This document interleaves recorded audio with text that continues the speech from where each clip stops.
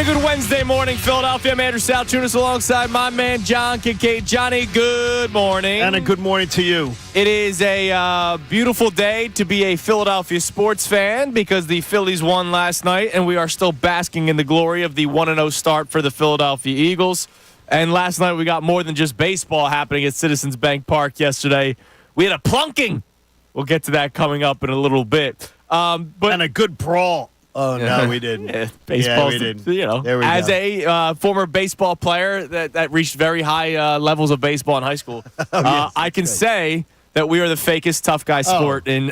I've had Major League Baseball players on the record being interviewed tell me the biggest fake tough guys are baseball players. Yeah. And that's guys who play in the league. It's terrible. It's 50 guys on the field saying "hold me back." Oh my gosh, it's hilarious. But anyways, maybe that was the moment that got the Phillies lit up again for the closing stretch of the season. We'll talk about it, come up in a little bit. But here's what our main topic is going to be today. So I want to explain it a little bit before we really dive into it. And I kind of had this hit me yesterday. I told you about it immediately after the show ended yesterday. And part of it was the realization that I had with Jaylen Hurts over the weekend. So our question today at 610-632-0975, you can text in, you can call in. This is one of these topics where there can be a million answers, and we might not agree on them. But the question is, what are some things that we worry about too much, and what are some things that we don't worry about enough? Now, you, John, are Mr. It doesn't matter till it matters, right? And that I think people don't worry enough. Right.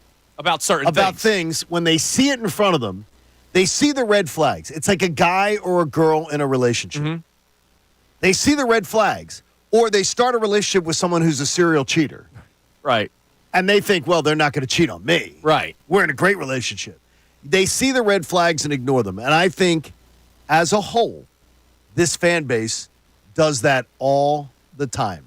They see the red flags and they ignore them. And by the way, I count myself among them, especially some of the things that we've seen in sports over the years.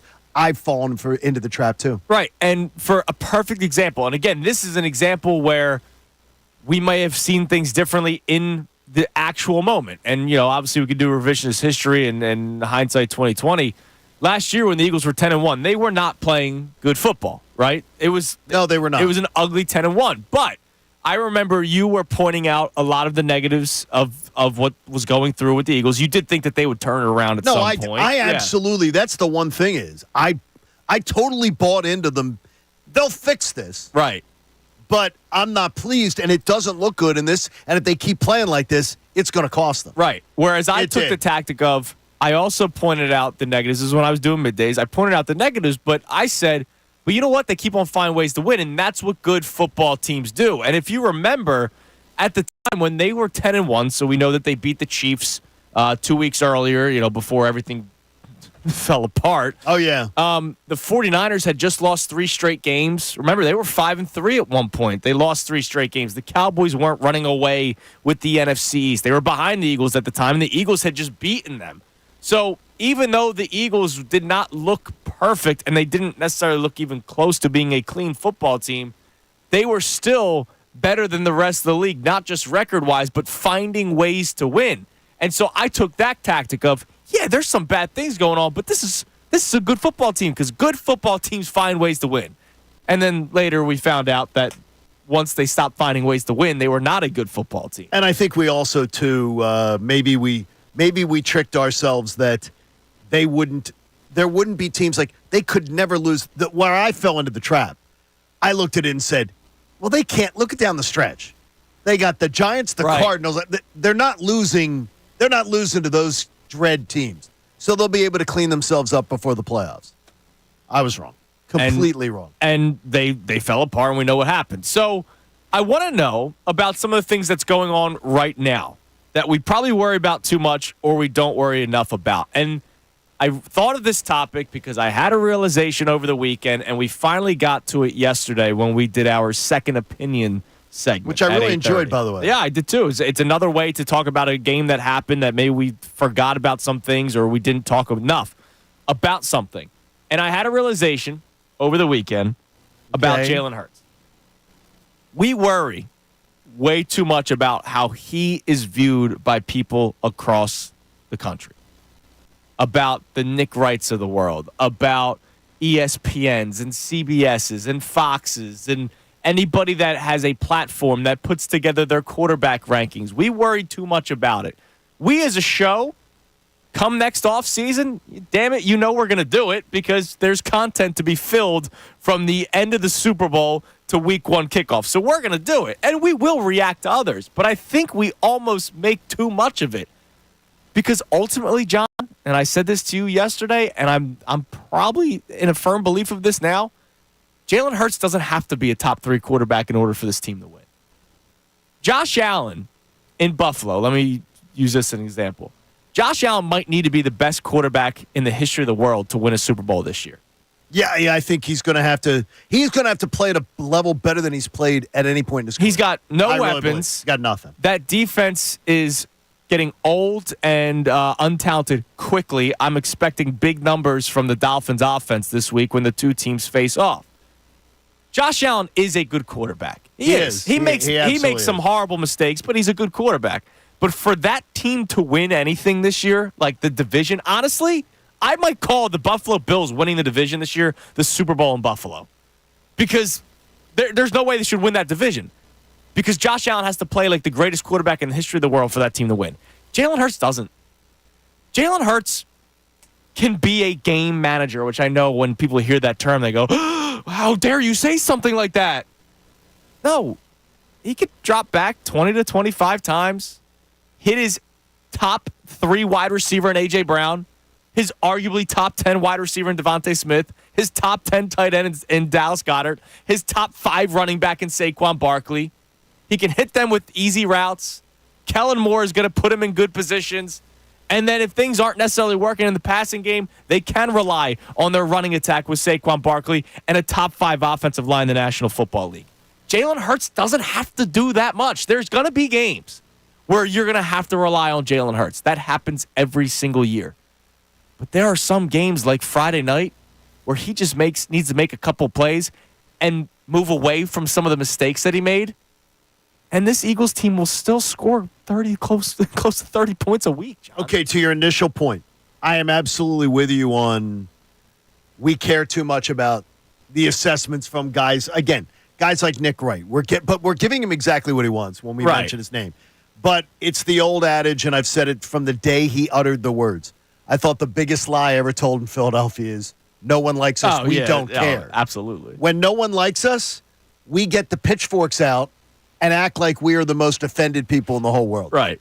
And so I get you on that. I think it's because with Hurts, again, nobody came running to the defense of Donovan McNabb from this city when he was getting doubted nationally. Which I thought was criminal. Nationally. Yeah, but doubted locally. No, but I'm telling you, and not that you were a child when it started. Right. And when it started, you would have thought this city sort of agreed when he would take heat. That he got crushed on a weekly basis for all kinds of little crap that Jalen Hurts gets a free pass. Right. And I don't know if it's generational. I don't know if all the winning that has occurred since the McNabb era has changed the fan base. And maybe for the better. No, but I think that's part of it. I said, when you have filet mignon 3 nights a week. Right. You start to feel like dinner time's a little better. Right. And Donovan McNabb helped bring that. The way Jalen Hurts gets defended and treated by this fan base, to me, I got to tell you, it's almost unrecognizable.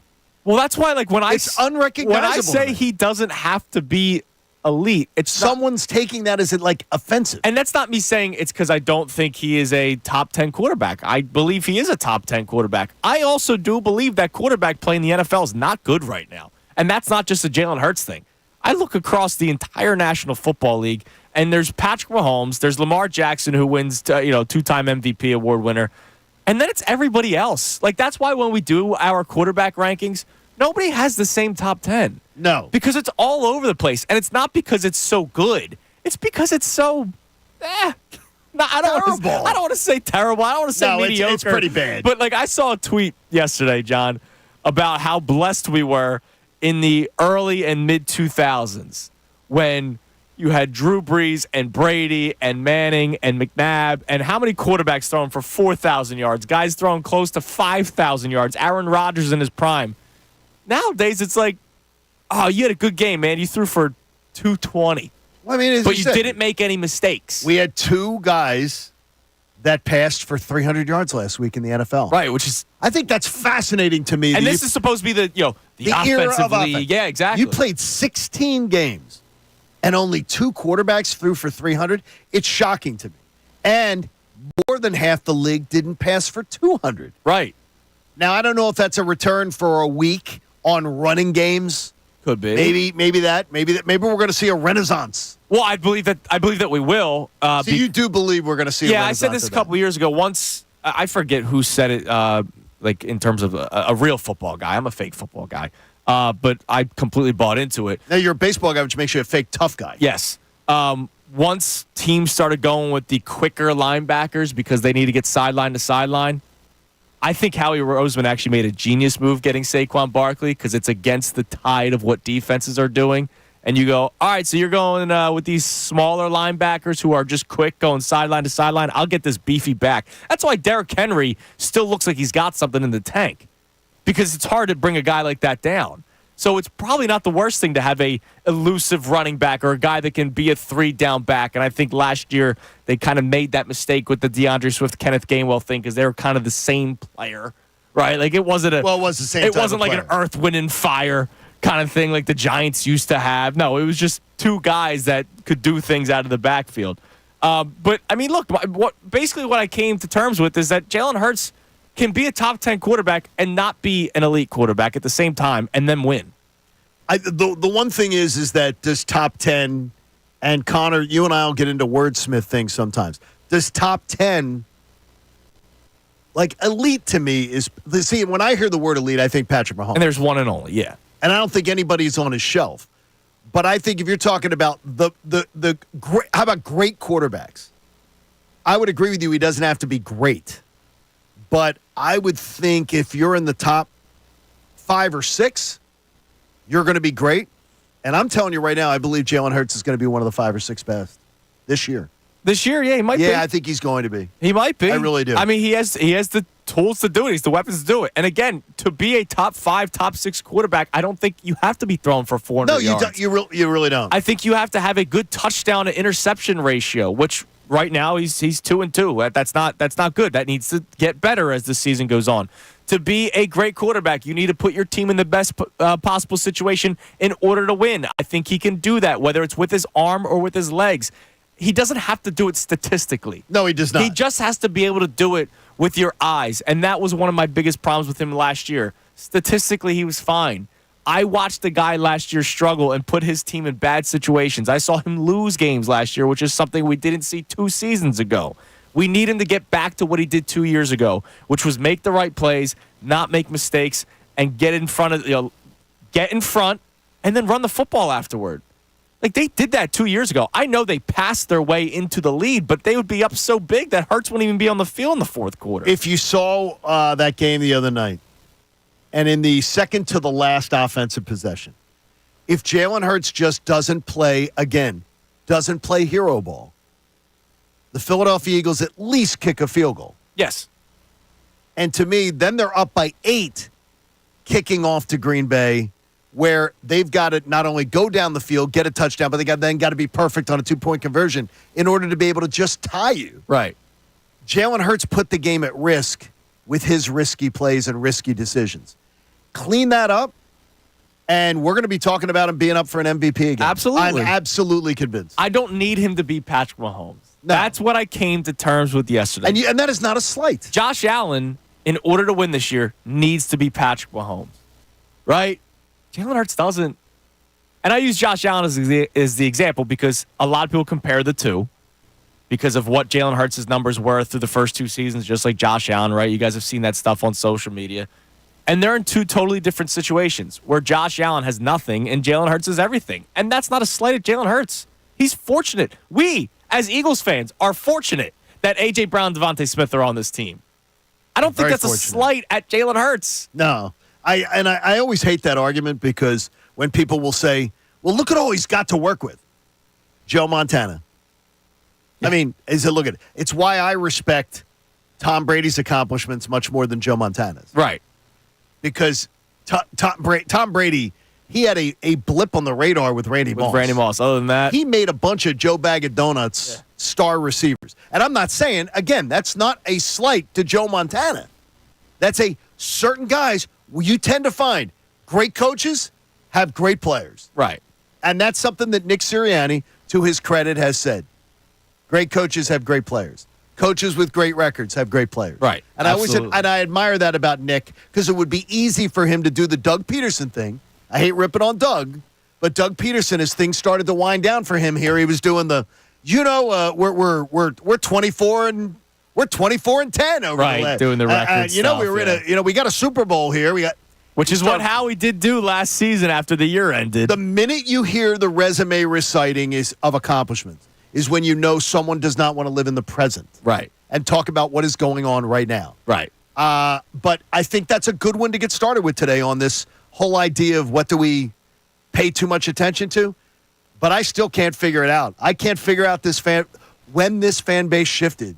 That the Super Bowl shifted it. No, but Jalen Hurts but Jalen Hurts had no fingerprints on that. No, I know. I mean, now, to me, he constantly made me a forever believer because of that Sunday in February of 2023 when he went out there and in 2023, that February of 2023 went out there and dueled Patrick Mahomes throw for throw. I don't blame you for always having that belief. You saw it. I saw it. I believe it. I know it can happen. And it wasn't a week one game. Like I've seen Matt Schaub throw for 400 yards in a game. No, in the Super Bowl. It was the biggest stage. I got a text from him the other day. It's very strange that you bring him up. Stop slandering him. That's awesome. Stop slandering him. I just said. You're slandering him. That was a fantasy football warrior there, Matt Schaub. Good Westchester guy, too. All right, so you can text and you can call on 610-632-0975. What are some things that we worry about too much in Philadelphia, and what are some things that we don't worry about enough when it comes to our sports teams? I want your answers on that and also your reaction to Jalen Hurts and kind of my realization that he doesn't have to be this perfect quarterback. He can just be a game manager, and you'll be fine. And game manager should not be a term that is taboo.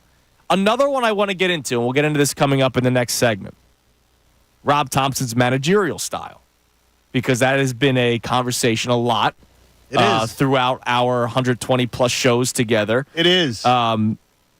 We will talk about that coming up, but I don't want to forget this part. It was a fun win last night for the Phillies. Well, at the end. The eighth and ninth inning were fantastic. Look, first off, before we get to the fireworks, shout out Cal Stevenson with the pinch hit 2-run double.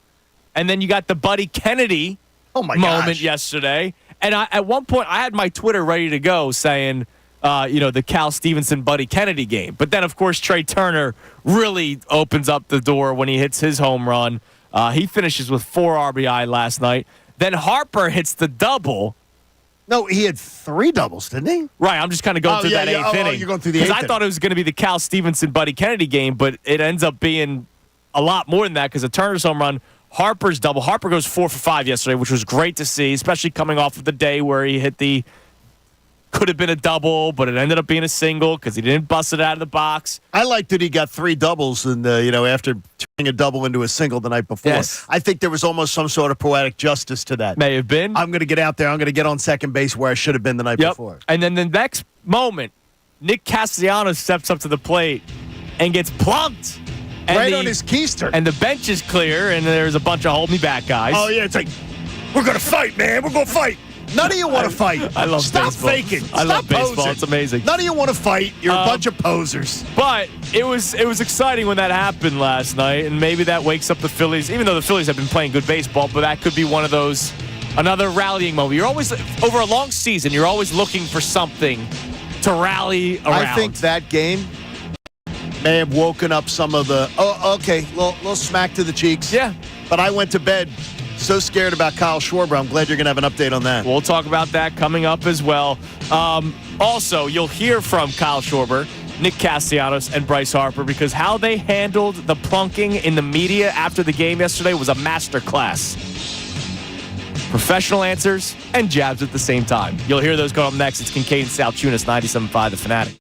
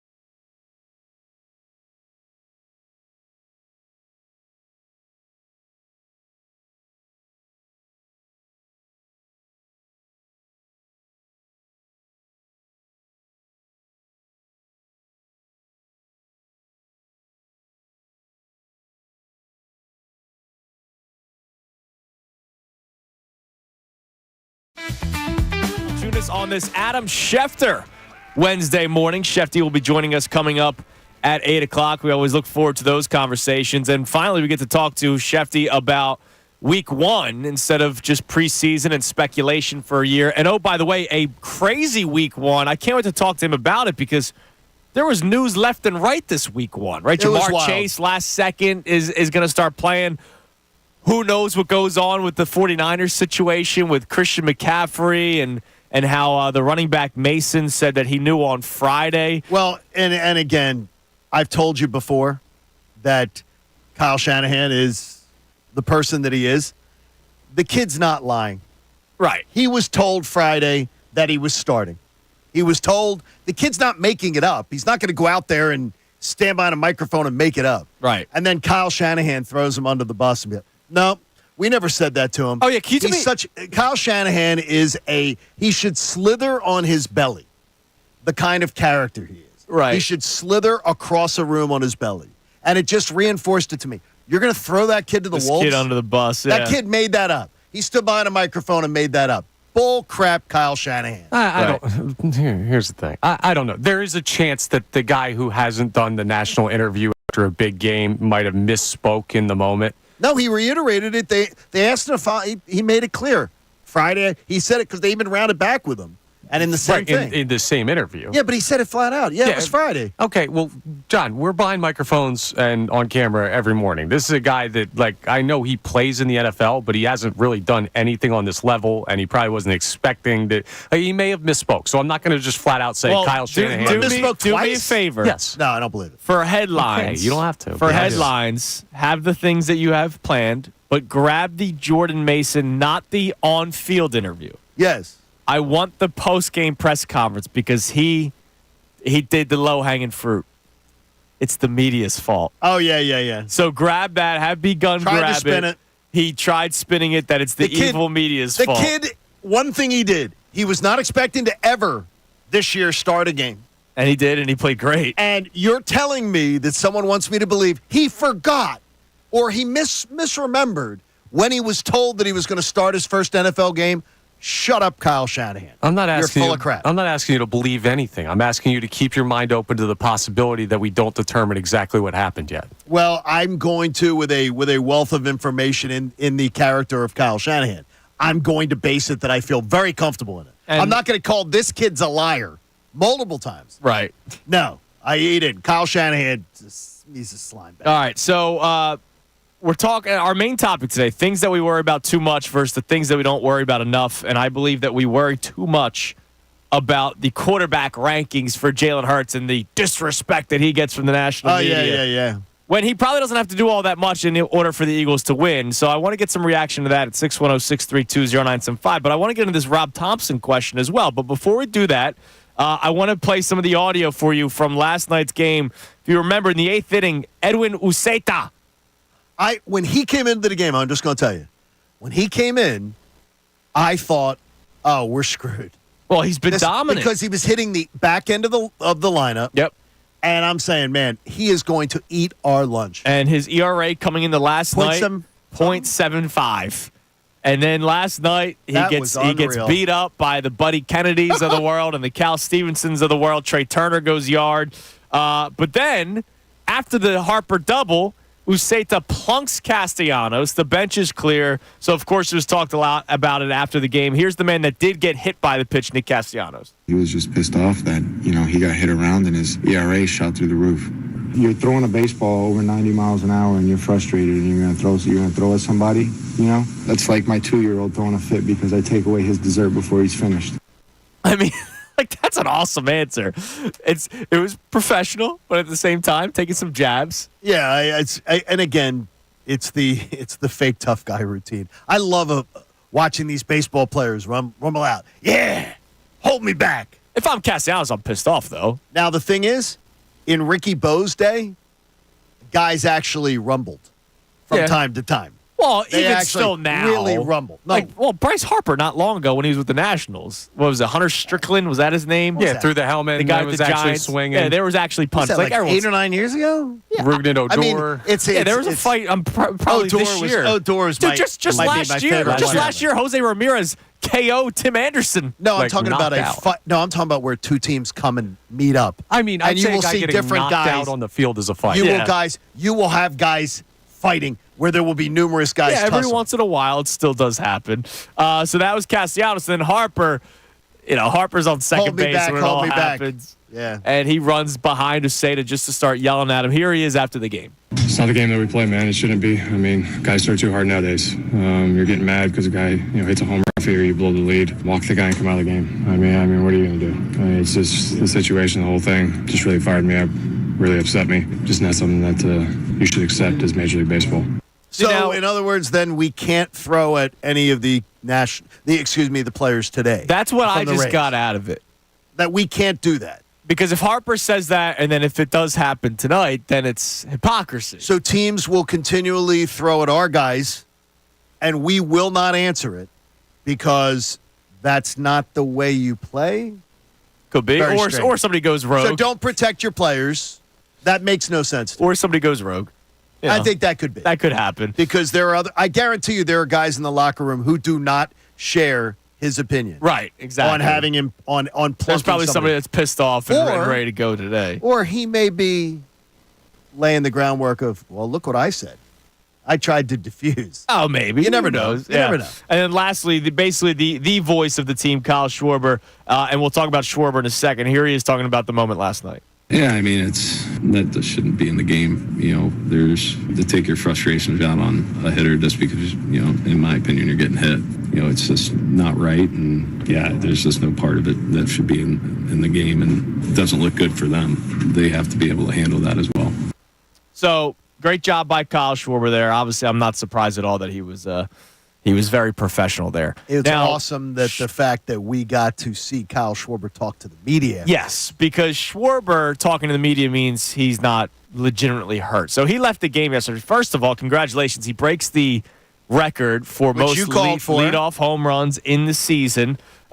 He broke Ricky Henderson's record. Or no, sorry, Alfonso Soriano's record last night with the leadoff home run. But then he leaves the game because he hyperextended his elbow.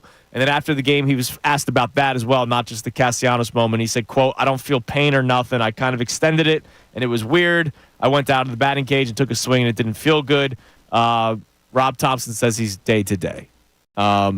Thank heavens, and supposed to be in the lineup today. He said, "I'm going to put him in tomorrow's lineup, tonight's lineup, and we'll see where he's at tomorrow." So Rob Thompson already penciling him in for the lineup today. We'll see how Kyle Schwarber wakes up feeling.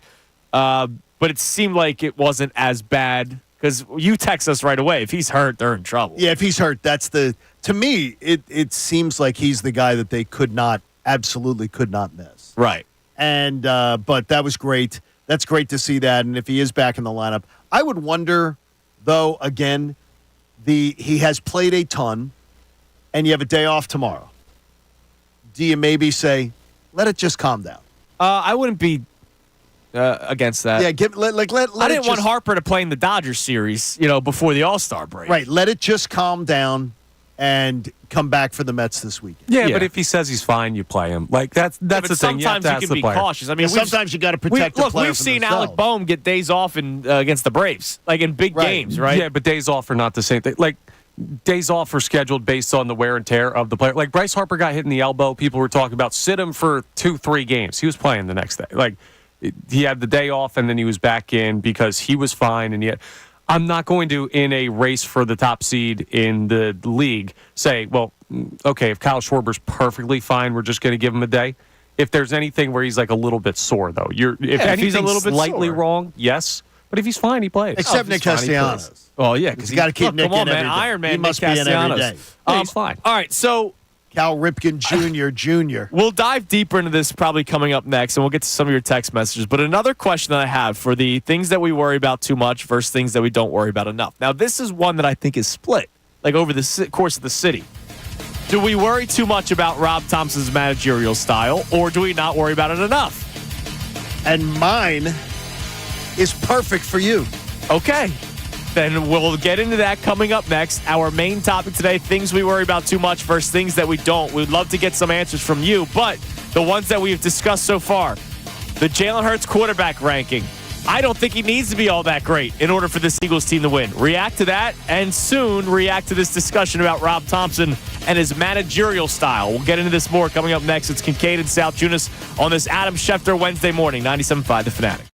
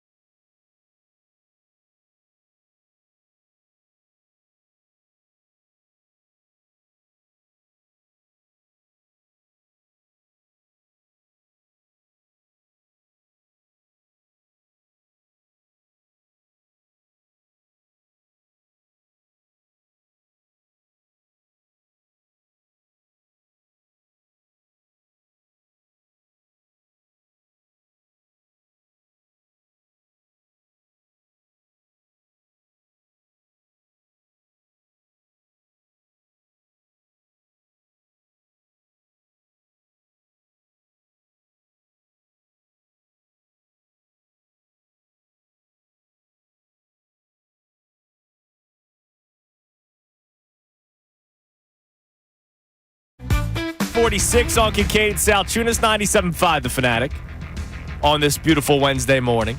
And Adam Schefter, Wednesday morning. Schefter joins us coming up at 8 o'clock to react to the Week 1 action in the NFL, preview Week 2, you name it. And, oh, by the way, Schefter's going to be in town Monday night. Because it'll be Monday Night Football with the Eagles and the Falcons. And Connor, we'll be near him.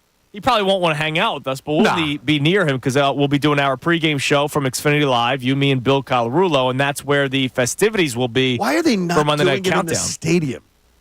It's the strangest thing to me, unless they're trying to recreate, because they did it in the stadium on Monday night. Yeah. I'm very surprised, unless they're trying to test run, whether they're going to do like a college game day with it, yeah. which makes a lot of sense. But they do it every once in a while. Like, I think in L.A. they're usually outside. Well, L.A. has they that have the paid. mall. They have L.A. has that. They have the mall. paid actors. Yeah, well, that go out there. Go out there wearing the jerseys. Right. They're paid actors. Yeah, they're not going to need any of those paid actors on Monday. No, they'll be fine. All right, let's check out the text line, Connor, and then John, you and I are going to get in this Rob Thompson discussion. But what do we got, Connor? All right, this is the first text that came in this morning when you brought up Jalen Hurts. No name on this one, but they say, if you think the quarterback of this team is an MVP candidate, then nothing that I have ever known to be fact is true, because he's not elite. He's not great. His best day is above average and nothing more. You guys need to stop inflating this average player as something better than he is. That's hilarious, considering he was, until he got injured in 2022, he was the hands-down favorite going to stroll to the MVP. Yeah. And last year on December 1st, he was the odds-on betting favorite for MVP. That is the most ridiculous tweet that I've heard, or text that I've heard this week. Yeah, you can't call somebody not an MVP candidate who literally finished been an MVP candidate. Finished runner-up. Correct. Like, that's crazy. Literally finished runner-up. Yeah, you can't. You can. That's just rewriting history. That's a bad text. Now, I will say, do you think that guy may think that his best days are behind him? If now you that want to is say a different. That's a different text. we can discuss that. That's a different. But text. to say this guy's never, some guy who's not an MVP candidate, Like he's not legit. He literally was one 2 years ago. Correct. That guy probably thinks the way I think. I would imagine that he doesn't have to do too much, or that guy thinks Jalen Hurts is going to hold back the Eagles. Maybe that's how that guy believes. I would like for that no-name texter to follow up and give an answer on that. But to say that he's not an MVP candidate when he ridiculous. He literally was 2 years ago, that's you're just rewriting history. All right, so our main topic today, things that we worry about too much versus the things that we don't worry about enough. I want to open this one up about Rob Thompson. Okay. Do we worry too much or too little about Rob Thompson's managerial style? I'll let you go first, John, because when it comes to Topper, you get more passionate than I do. We have opinions on him and beliefs, but I'll let you, the floor is yours. I think we probably, as a collective fan base, worry too much. Okay. That doesn't invalidate the issues that Rob Thompson, I believe, has. Deficiencies he does have. But as I also always say, he's got a hell of a lot of positives, too. Right. I think maybe too often, collectively, the negative gets amplified more than the positive. I think that's a great answer. I think it's the real answer. I think that's the too. legit answer. I just think people get very tribalized when it comes to Rob Thompson. Either the minute I hear Topper, I know where someone's going. Okay. I know where someone's going. Like that it's like, Topper, he's Topper, and he's great. And I tell you, I've been in the... What's wrong with calling him by his nickname? No, just say I've been in the clubhouse 5 times this year. So I am not a clubhouse expert. Okay. So I am not any expert. But I have people, I hear callers on this station all the time tell me about what Rob Thompson is in the clubhouse. Right. You do not know of what you speak. And I don't know. And I actually can go in. And I'll go in again. Right, but you could base it off of what media members say who are there every single day. Yeah, but they're not there when Topper's in the clubhouse. Got it. They're not there when Topper's in the clubhouse. The only time Topper is in that clubhouse is when the media's out. Yeah, but they're talking to players that probably do tell them what Topper is like in the clubhouse. Yeah, they tell them what kind of a leader he is. They're probably getting firsthand accounts. I love how this guy's he's bad in the clubhouse. Really? How do you know? Yeah, you don't know that. You have no clue. But, No, I think he gets... I think there's a ton of things, and I always will say it, ton of things he does well. And managing a bunch of personalities, like taking 26, 27 guys and getting them to be able to have a common goal, being able to get along, being able to know when to put the pedal down on the gas a little bit and when to take it off. I think he does an exceptional job at that. Yeah. I think that's his strongest skill set. I think as a strategist, again, I do not believe he is a game of Connect 4. I'm not necessarily. But here's the thing. So sometimes, I like the strategy thing, right? I get most nights it's not even 100 games. It's not even a thing, right. You set the lineup and the game. Well, goes but sometimes we complain about the lineup being set, right? Like we complain about Johan Rojas not getting certain starts, Brandon Marsh getting starts when he's struggling. But is it strategy or is Rob Thompson sticking to his morals, which is what you say, the way he handles a clubhouse, the way he handles the locker room? Maybe his not so pressing attitude is what sometimes this team needs. Some teams might need a kick in the rear end, where maybe this team doesn't. Maybe the players run the show here, and they do. I believe they do, and I believe that was a direct answer to Joe Girardi, who was too much in the other direction. But I do know this is that you know those what do you call them? The paddles. What do you, defibrillator? Defibrillator. Oh. When Rob Thompson needs to get the defibrillator out, he has twice shown me he doesn't know how to do it. Okay. And to me, I'm hoping that we don't have a third October where we see that. Oh, so you're talking about the way seasons have ended? No, I'm saying. Well, no. I also think though is that the way that things that are glaring with Rob Thompson, like overwhelming loyalty to players, ends up screwing you in when you get to World Series, NLCSs. And hold on, like that. I don't think there's that loyalty thing because you don't really. He was not afraid to do platoons 2 years ago. Like, no, but you don't think he was? You don't think last year the loyalty to Craig Kimbrell? It literally cost them an NLCS. All right, that was a problem with Craig Kimbrell. And he didn't. And the thing is, we knew it early in the series. Early in the series, there was a problem. Yeah, but what about loyalty and he kept to doubling down. Bryson Stott? He's not been afraid to sit him on the bench and play Edmundo Sosa against a left-handed pitcher. That didn't cost you a series. You knew. Well, I will say it helped you win multiple series just 2 years ago in the playoffs. Not Kimbrell. Is what I'm saying. We're talking about Kimbrell. Okay, but 2 years ago where they got to the World Series, he pushed every right button except for Game 6. Except for, well, no, there was more than that. But when everything goes down, you got to be willing to shake things up occasionally. Okay. When you decide to just keep on doing what you've always done, sometimes you get the same results. Rob Thompson's managerial style is now on the table as well. Whether or not we overreact to it, worry about too much to it, or don't worry enough about it. Coming up next, we reset the show. I want to get into some buzzwords that I think we worry about too much. And mine is for you. Okay? I love that. It's Kincade and Salciunas on this Wednesday morning. 97.5 The Fanatic.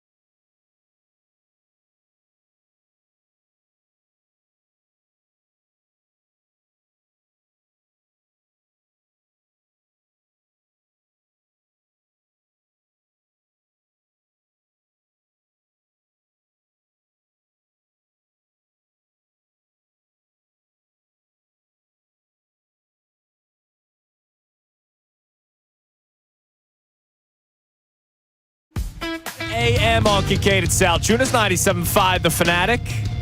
We will be joined by Adam Schefter coming up in an hour from now. He joins us every single Wednesday at 8 o'clock. Can't wait to talk to Adam Schefter about the first week of NFL action and preview week number 2. We got a good game tomorrow night between the Bills and Dolphins. Game. Yeah, it's a good game. I mean, they hit it out of the park early on with some of these marquee matchups. Normally, Thursday night back in the day used to be like Jets Panthers. Like let's put the two bad teams out there just so that we have something out there for Thursday night. Now they're trying to make a point to have good teams. The thing is, I wish that game was like a Sunday night football game or something, or a Monday nighter. Oh, you're still getting Thursday night because the Thursday just doesn't. To me, it doesn't hit the same.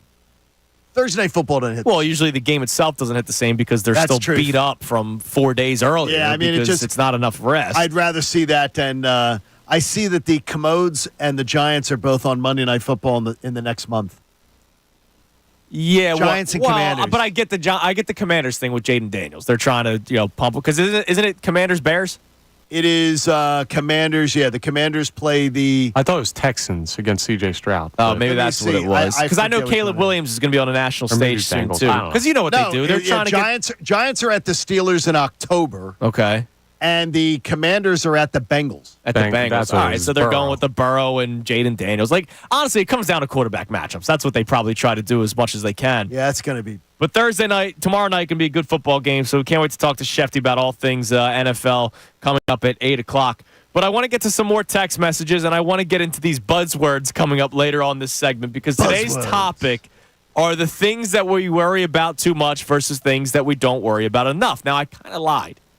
You lied. Why are you lying? There was something that immediately gave me this idea to talk about. And it's something that you, me, and Amy were talking about off air yesterday. Okay. And I won't get into specifics, but it was about a specific player and how he may not fit in this locker room. Oh, okay. I don't know if you want to give the player's name out. No. All right. Yeah. So we were talking about a specific player. And this guy, I'll just say, is one of the most talented players in Major League Baseball, right? And John was wondering, would that guy fit in the Phillies clubhouse? And my immediate reaction to John is, that's a crazy thing to say. No, we should say it because listeners would hate it. Ronald Acuna Jr. Okay. Because I am absolutely of the belief that if they could get a king's ransom for him, healthy, they would. The Braves would do that. They would consider it.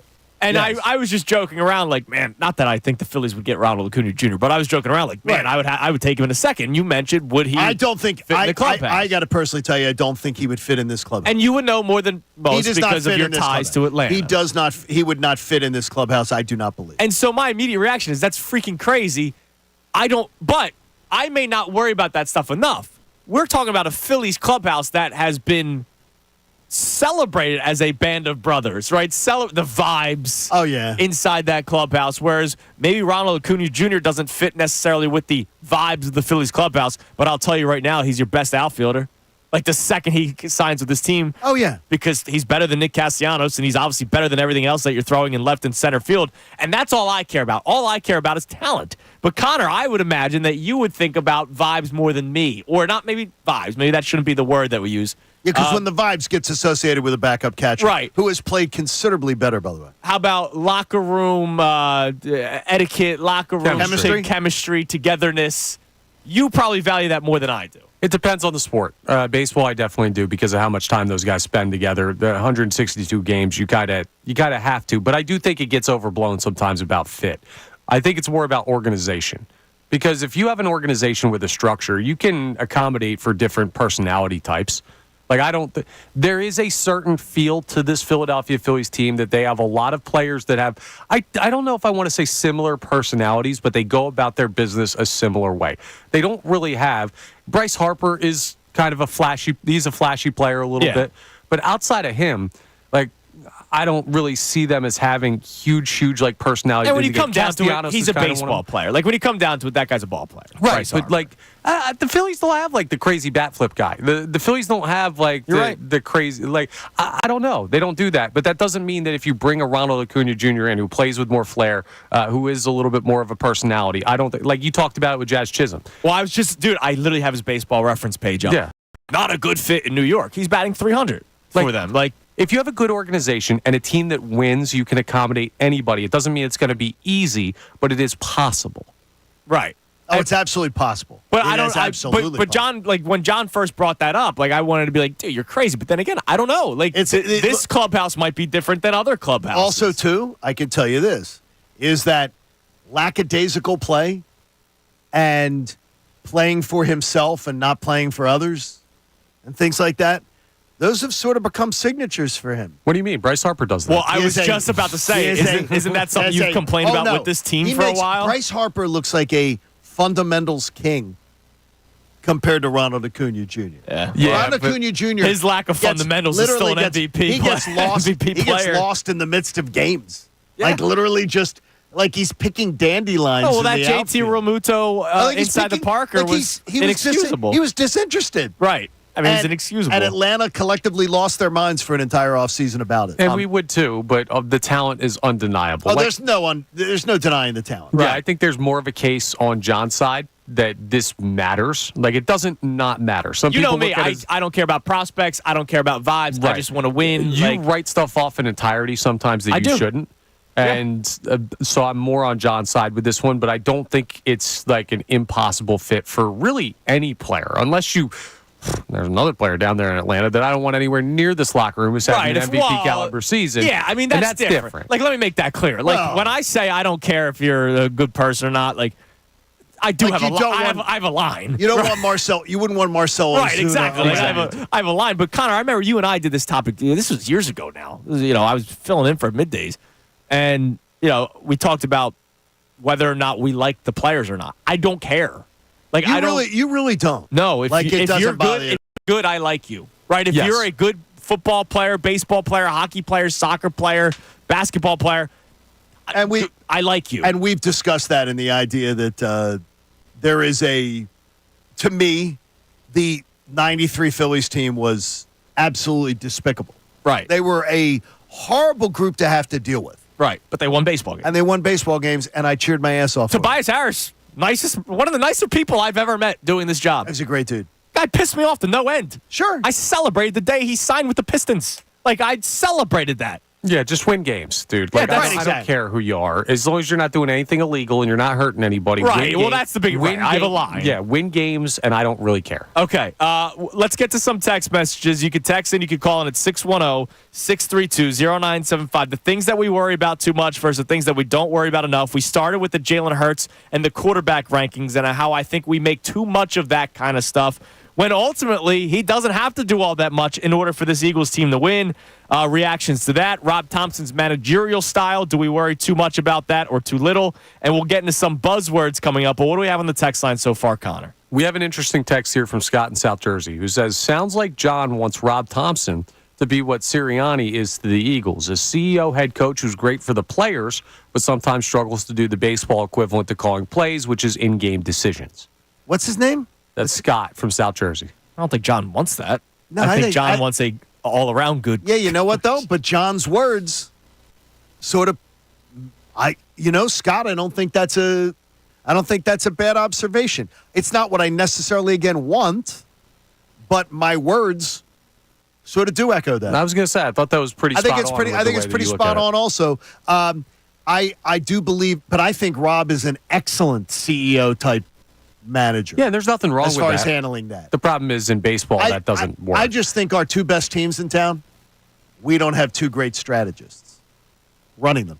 Well, fortunately for the Eagles, he doesn't have to be a strategist anymore. Not. Yeah, exactly. It's the Kellen Moore and Vic Fangio show. There's nobody for that in baseball because we've already seen is nothing seems to change. Yep. All right, give us another text, Connor, and then we'll get into some of these buzzwords that I think we overreact to a little bit too much. All right, we'll knock back one more on Thompson. No name on this text, but they say, my issue with Thompson is that the goal is a ring. He needs to overcome his weaknesses for the ring to happen. He's cost them in the last two playoffs, and when you look at how long he's stuck with Taijuan Walker, he hasn't learned or changed from that. Well, the Walker thing's not necessarily all on. Yeah, it's different. Well, no, but it is, again, I don't think he has feel. I don't think he has feel for a game. And I think that there are just numerous things as far as. See, I disagree. Okay, I mean, and that's fine. I don't believe he has a good feel for a game. I believe he has made bad decisions. I also believe he has made incredible decisions. I mean, I can also. I mean, we've done this a million times, chapter and verse. Like I could tell you about those Ranger Suarez starts where I disagreed with the tactic. Like and then he got 6 innings of shutout baseball from his bullpen twice now. Let me give you one last night. Did everyone in the fan base not see Ranger Suarez out of gas? Oh, I would have kept him in. Why? Because you're trying to get him Stretch to a his place. arm out. Exactly. Well, you're trying to get him to a place because he's thrown like 5 innings or less in his last 4 starts. And he's not. But when it's not it was batting practice last night. Yeah, it was a hits. career record high hits allowed. He didn't have it. Right. He was not making them miss any bats. And he went out for that one extra inning, and the one extra inning made the game harem scare him. Yeah, but you had the lead. And the other thing with Ranger that you don't worry about, and this is part of knowing the players and the personality, I don't remotely worry about Ranger Suarez losing any type of confidence. That dude is. Because he just has that. Yeah. Like golden retriever. He could give up 40 home runs in a game, and it wouldn't matter to Ranger Suarez. He'd come out the next day and have the same expression. So it's just like you kind of want to work the arm. You want to see what he can get And there's another thing to it. 2 days ago, the Sunday game, you had to basically unload your bullpen because Seth Johnson got tattooed early on in the game. So you had to use a bunch of arms Sunday. You had to use arms Monday night. So I think it was twofold. I think it's, hey, Ranger, I need one more out of you. Kind of like what Walker. Remember when Walker was getting crushed against the Astros and they sent him back out for another inning? Eat it. Look, you got to eat it for where we're at right now. Hey, I need one more out of you, Ranger, and you might need one more for your arm strength. It could have been twofold. Well, the arm strength wasn't there last night. No, it wasn't. Again, which is alarming. Mikey Miss made a big deal about the weekend start, and he was harping on it. Throwing 88, 89 and then miles last an hour. night, And then last night you saw it. That was relative batting practice against a lineup that is not ready for prime. Not ready for prime time. No. And again, I don't think he had feel for it. Even on the broadcast, like, wow, Rangers getting another inning. They were a little surprised. Rangers getting another inning, and then it ends up costing them. If it was a playoff game, he was not getting another inning. Exactly. I got you, but there to me is again, it doesn't matter till it matters. Yeah, but he's not doing that in the playoffs. All I'm saying is he's not. We going don't to do that in know the what playoffs. he's doing in the playoffs with decisions that he makes. I we think don't we know can what he's say. doing. I'm very comfortable. If anything, we've complained about him pulling his starters too early. So I don't think he's going to let. I don't think he's going to let Ranger Suarez stay out later. Who do you trust right now more? Ranger Suarez. We had this conversation last night on Twitter, Connor. Ranger Suarez or Christopher Sanchez? I mean, based off of performance this season, it's Christopher Sanchez. But who do you go? Pedigree Connor? is Ranger Suarez. Yeah, like if you're asking for who's starting a game next week. Like if you said, okay, how about this? You're 1-1 in your best of 5 divisional series. Yeah. You've split the Wheeler-Nola start. You're at game 3. Who do you trust more in game 3 after the day off on the road? Ranger, and I don't give it a second thought. Pencil him in. Absolutely. You two, you're the same exact way. It's experience, right? Like, here's the thing. Eventually, we will come to a place, and hopefully it's this year because you get deep enough into the postseason, you have to throw Christopher Sanchez, and it's not that Diamondbacks throw him an inning and get him out of there thing. But Which, by the way, was him, too. He took ownership of that. I got you. But as far as he thought that was the best way to go. Now, whether he's lying or not, I don't know also. Well, I don't know. I don't know if the analytics department didn't say, this is the best strategy, Rob, we're going with it. Because they are hands-on. As far as very hands-on. They have the biggest one. So, I mean, is that whether they told him what was going to happen. The Bailey Falter game. Yeah. Where to me, no one will ever convince me that was a Rob Thompson decision. Right. That will never convince me. Which also concerns me. But there's another. It's a joint effort, Johnny. Yes. All right, let's get into some of these buzzwords that I think people worry about too much. And the prime example for me for even writing this with this little topic down is game manager. Because I think when somebody hears that, they think of Trent Dilfer, they think of Brad Johnson, they think of bad quarterbacks or mediocre quarterbacks. Okay. I can't call 2 Super Bowl winners bad quarterbacks. They're just mediocre. When I think of game manager, I think of Russell Wilson, right? Like, I'd say that's a good one. He's a great game manager, right? Back in the day, Russell Wilson, Seattle Russell Wilson, not today's Russell. He was Wilson. he was a great game manager. Yes, And that guy won a Super Bowl, got back to another one, should have won another one, but, one of the worst decisions ever. And it wasn't his. But game manager, why is that a term that people get offended by? Because they think I want Jalen Hurts to be a game manager. I don't want him to do the Patrick Mahomes running around, the Donovan McNabb 7-second scramble, Patrick Mahomes diving, throwing it sideways. I don't need Hurts to do that. Do game managers win Super Bowls? Yes. Who are they? I just gave you two names. I got you. With historically one of the top 5 defenses of all time in the NFL. If you're talking about right, they had top 5 all time. The Legion of Boom. Those 2 years, they were historic. Well, that's different. And here's the problem: you can win. The Baltimore Ravens had one of those top 5 historic all-time defenses. They could win a Super Bowl with Trent Dilfer. Right. I don't believe you go, do you want the Eagles to win a Super Bowl? Do the Eagles have a top 5 defense? No. Do the Eagles have anything historic? No. And so I think that's where, if somebody's saying it to you, I think that's why they're saying it. I mean, the problem is, again, the league's been run by 2 quarterbacks really over the last 15 to 20 years, in Tom Brady and Patrick Mahomes. But then you have the Super Bowls was Peyton a game manager? When Denver beat the Panthers, that was when Peyton was the quarterback. Peyton wasn't the Peyton that he used to be. No, he was a game manager at the time. Yeah, I never think he was a game manager. He was calling plays. But I mean, he was maybe a shell of what we had seen Peyton in his career. But he was still better than many quarterbacks in the NFC. And he wasn't a game. They weren't saying, Peyton, you're not allowed to do this. Peyton was calling his plays. There's not many quarterbacks that have that cachet to be able to. They work with their offensive coordinator, and they get to the line of scrimmage, and they call the play. All right, well, then this could also be another thing where we're looking at the term different, or we think about, I don't need Jalen Hurts to play hero ball, period. I think Eli Manning won 2 Super Bowls and was not a game manager. Okay. He was to me, Eli Manning was reckless as a quarterback, and he won 2 Super Bowls. Yeah. And that will be maybe on my deathbed one of the biggest mysteries of life. That happened twice. It happened twice. Right, he's the weird one. He's the only one that makes his point. And to have the lightning hit twice. Yeah, just didn't make sense. I don't know, man. Very strange, but that's the thing. I don't think game manager's good enough, dude. I don't.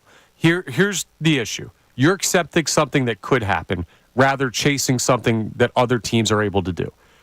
Yeah, but chasing with what? With a quarterback that I might not think can do what Patrick Mahomes does? Then guess what? He's not good enough. I'm telling you right now. That's the thing. And you don't need a Mahomes, but those guys exist. And Jalen Hurts, when he played in 2022, looked like he had the chance to be one of those guys. And unless you're chasing him becoming one of those guys again, you're not going to be as good as you should be with this team. And I am, and you're not.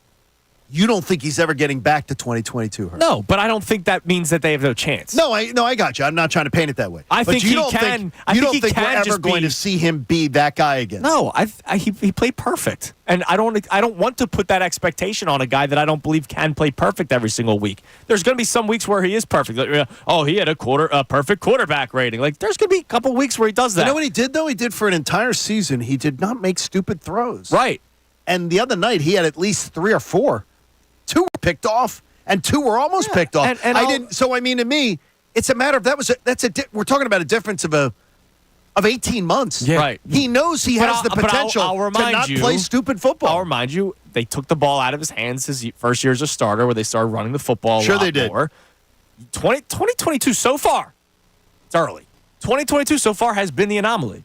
And 2024. It's only been 3 years and a game. So, I'm going to tell you, 2024, he's going to blow away 2022. And 2022. I hope that's true. All right, what's yours? And this is, I'm going to look at you when I say it. Okay. What do we say? The premise of it again. Set up the the buzzwords again that we probably overreact to. Oh, no, mine isn't buzzwords. It says things we worry too much about. Oh, okay, yeah. Social media. Way too much of the lunatic fringe speaking for the masses. Well, way too much. That lunatic fringe they react right away, Johnny. They do, but we take it as if it's the norm, when in reality, it's not even 1 in 5 people. So we're talking about letting a small portion speak for the masses. Got it. I think there's many more, and I think it's a generational thing. I think that's definitely it's a generational thing. Absolutely. All right. So coming up next, we'll get to more of these. We'll react to that as well. You can text in. You can call in 610-632-0975. Something else I think we struggle with is admitting that other teams are good. We didn't get into it yesterday. Other NFC teams won yesterday, or this past week. We'll look at some of the contenders around the NFL. It's Kincade Salciunas, 97.5 The Fanatic.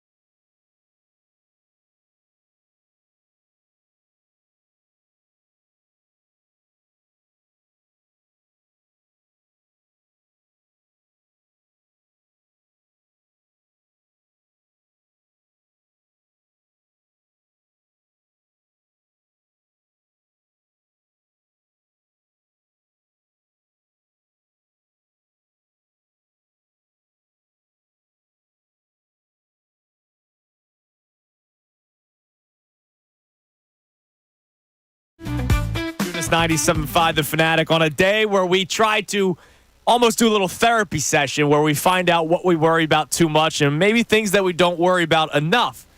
Now, I teased this going to the break. I don't think we worry about other teams enough at times, or we just, for whatever reason, don't want to give other teams credit. Give some examples. Give some, like, when you think of this, and this is your thought process, give me an example or two of what you use as a point of reference. I'll go back 48 hours ago. No. Less than that. 36 hours ago. Do the math. The 49ers are a really good football team. Who doubts them? Every single year, this is the year they're going to fall off.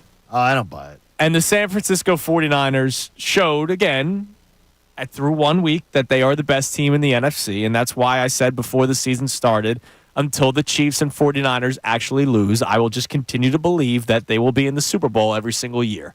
They're awesome. And they're awesome. Do I believe the Eagles can beat the 49ers in a one-on-one game in the NFC Championship game? Yes, I do. But I'm just saying right now, like, the San Francisco 49ers are no joke. The Dallas Cowboys are at times no joke. We just like to have fun with them because they are our bitter rival. And oh, by the way, they do the same thing every single year. They collapse and they fall apart. And so we make jokes about it. But, like, they are a good football team. And sometimes we struggle admitting that other teams are good or other players are good. Okay, I think it's fair. And I think it's fair then. Okay, now that we struggled, I myself, admittedly, right? Like, I do this too sometimes. I'm not saying that I'm not to blame for this either. I struggled believing that the New York Knicks were a good basketball team last year. Did I think the Knicks were going to win the NBA championship last season? No, I did not. I did not think that they had enough star-studded talent. But I couldn't believe the way, honestly, this city just assumed, disrespected them? Yeah, and assumed that the Sixers were better. Yeah. I mean, is that I understand someone going, I think the Sixers can win the series. But the nonchalance that people took with the Knicks really, because we really drove, like, it was a very easy way to look at it. Here's the easy way to look at it, John. Okay. The Sixers had two of the three best players on the court at all times. Not maybe playing at that time, but Joel Embiid, Tyrese Maxey. Embiid was number one, Brunson probably number two, Tyrese Maxey number three. And then I don't know who the fourth best player on paper is. It may have been another Sixer, but the way the team played, the way the New York, that's something that we undervalue in the city sometimes. The way a team plays. And the Knicks were a better team. Miami was a better team, and Miami knocked them out. Correct. Yeah. I mean, it's like there's better teams than them. So I get it. I don't think that one's as rampant. I don't know. That one doesn't seem as rampant to me, but I do have an example of it. Okay. The New York Mets are playing at a clip right now that the Phillies did to save their seasons in 2022 and 2023. And our man Connor Thomas completely disregards the Mets. Yep. The Mets are no threat. Nope. But exactly what the Mets are doing, best record in baseball since they left London. Connor would have told you the last 2 years, this is why the Phillies are great. This is why the Phillies are a championship contender. But when it's put to the same accomplishments, you're going to disregard it because it's the Mets. I rarely base how good the Phillies are going to be based on how they're performing. And that's what drives you guys insane, because it's always they're fine or it's always this doesn't matter as much. And the reason why is the way I evaluate baseball teams is when I see how the roster is put together and the available players, I determine the ceiling of those players and the star power that you have on the team. The Mets, to me, looking at their roster, they're playing really good baseball right now. I don't think they're that good of a baseball team. I think they're a middle-of-the-road team that's playing out over their skis right now, that's making some noise, but ultimately I don't see them as a threat to the Phillies. Now, would you say the exact same thing about the Arizona Diamondbacks from last year? No, because the Arizona Diamondbacks last year, sorry. You did. Yeah, last year. Yeah, you know what? You didn't think I they had a probably chance would to have. beat them. Yeah, that's right. I didn't. I thought I thought the Phillies. now this is the difference. Yeah. I thought the Phillies are winning that series. I thought they were bringing a lot to it, though. I expected it to be. I knew it would come back. I knew it would come back to Philly. I didn't even know. And that. I thought it was. When they were up 2-1. I thought it was going to be 6. Man, I was at that game 2 game when Oh my gosh. the Phillies scored 10 runs. It looked dominant. And I'm like, Oh, dude, there's no way this Diamondbacks team's going to win this series. A 90-win team won the World Series last year. Yeah, here's what I'll say, right? Like, we didn't leave that series against the Diamondbacks saying, we were wrong. The Diamondbacks were the better baseball team. Like, the Phillies were the more talented team. The fact that the Phillies didn't hit in 2 games at home with the series on the line is why they went home. But I didn't leave that thinking, wow, the Diamondbacks are much better than I thought they were. It was the Phillies had a great opportunity and choked it. Well, you disregard the Diamondbacks this year, though. You say you're not worried at all if they play the Diamondbacks. Well, you're like, I want the Diamondbacks. No, I did not. I did not. I thought you said that to me the other day. No. You're like, I want that. They will never lose their focus against the Diamondbacks. I said if they play the Diamondbacks, that is the most that they'll be up for any series, I think. Because that's a team that they have in their crosshairs if they end up in October matched up with them saying, we owe them one. I'm not going to say, I don't want that narrative out there because someone in Arizona is going to play that on radio state. This idiot in Philly says, we want the Diamondbacks. The way you say you evaluate baseball, though, an 84-win team won the National League Championship last year, and a 90-win team won the World Series. Those are low numbers. That is a mediocre World Series. Right. But it's that so by the evaluation schedule, neither of those teams should have been in the World Series. Well, remember what Pat Gillick said about the postseason when we read that article from John Middleton. Luck's a big part of it. Like it is. Do you think the Diamondbacks got lucky? Absolutely. Like they got really, really hot in a series. John, you don't come into Philadelphia against this baseball team and win 2 games on the road, including a Game 7, unless there's some luck involved. Did the Astros do that the year before? No, they used trash cans, but no, they did that against the Phillies. The Phillies. The same thing happened the year before. Listen, the Phillies had everything sitting in front of them, and they literally just turtled. Right. I'm not saying like, the Mets will never win anything because of the baseball team that they are. But I'm not in the business of looking at inferior baseball teams and worrying about them because I can only see what is tangible. Okay. I can see the Phillies are the clearly better baseball team. It doesn't mean they're guaranteed to win anything, but it means that I'm not going to waste my time worrying about lesser teams because at the end of the day, we don't know. Okay. That sounds. I get it. I don't look at things that way. I do think sometimes we poo-poo teams. Yeah, I think what you're doing to the Mets is totally poo-poo. And I do too. I do it myself. Completely poo-pooing I do them. this. Yeah. But. And by the way, the Mets own the Phillies seemingly year after year. The Phillies can't beat the Mets. Except in 07 and 08, baby. The Phillies weren't in. We're not talking about when you were in grade school. We're talking about the Phillies can't beat the Mets routinely enough. And they had a winning record against the Mets last season. Oh, we should hang a banner. The Mets were terrible. I'm not trying to hang a banner. But the Mets were terrible. You just told me they don't handle the Mets well. They had a winning record against them last year. You take advantage of having a winning record against the Mets in 13 games is nothing to be excited about. Okay, but it's a winning record. What you're that saying. Should be an 8-5. That should be a 9-4 where you actually take advantage of bad teams. All right. Not just sneak by. But guess what, John? You don't have to sweep them in the postseason. If you see this team, you don't have to beat the brakes off them the rest of the way. They are 4-2 against the Mets this year. You just have to be – you have enough of a buffer. You don't have to be significantly better than them. You just have to be better than them. And they are. And they are. And they are 4-2 against them this year. And hopefully that continues to climb in a positive direction. Right. They were better than the Diamondbacks last year, distinctly. Yeah. It does not. But then it also doesn't matter if the Mets beat the Phillies in the regular season, is what you're saying. No, what I'm saying to you is that you can't assume that the Mets are a non-factor when it comes to the Phillies' chances. Right, but you're not. Do you worry more about the Braves or the Mets? Braves, yeah. Right now? Yes. Absolutely. Oh, I worry much more about the Mets. Much more. Well, because they're playing as the hotter team right now. They're a much better team right now than the Braves are. They're a hotter team. Their ceiling is less. The Braves are so beat up. John, you're sitting in December and you're worried about Dak Prescott and the Cowboys in the NFC Championship game. The Mets are the Mets. The Braves are going to be in the postseason. Probably. I think they're going to find a way to it. So you think they'll beat out the Mets? But if they do, the Braves have postseason pedigree. Well, and I'll also say this. I'm more worried game 1 against Chris Sale than I am against Luis Severino or Sean Manaea or Jose Quintana, whoever the Mets throw your way. I'm much more concerned about what the Braves can throw your way to start a series. All right, coming up next, we continue our discussion points today, and we'll get to the text line.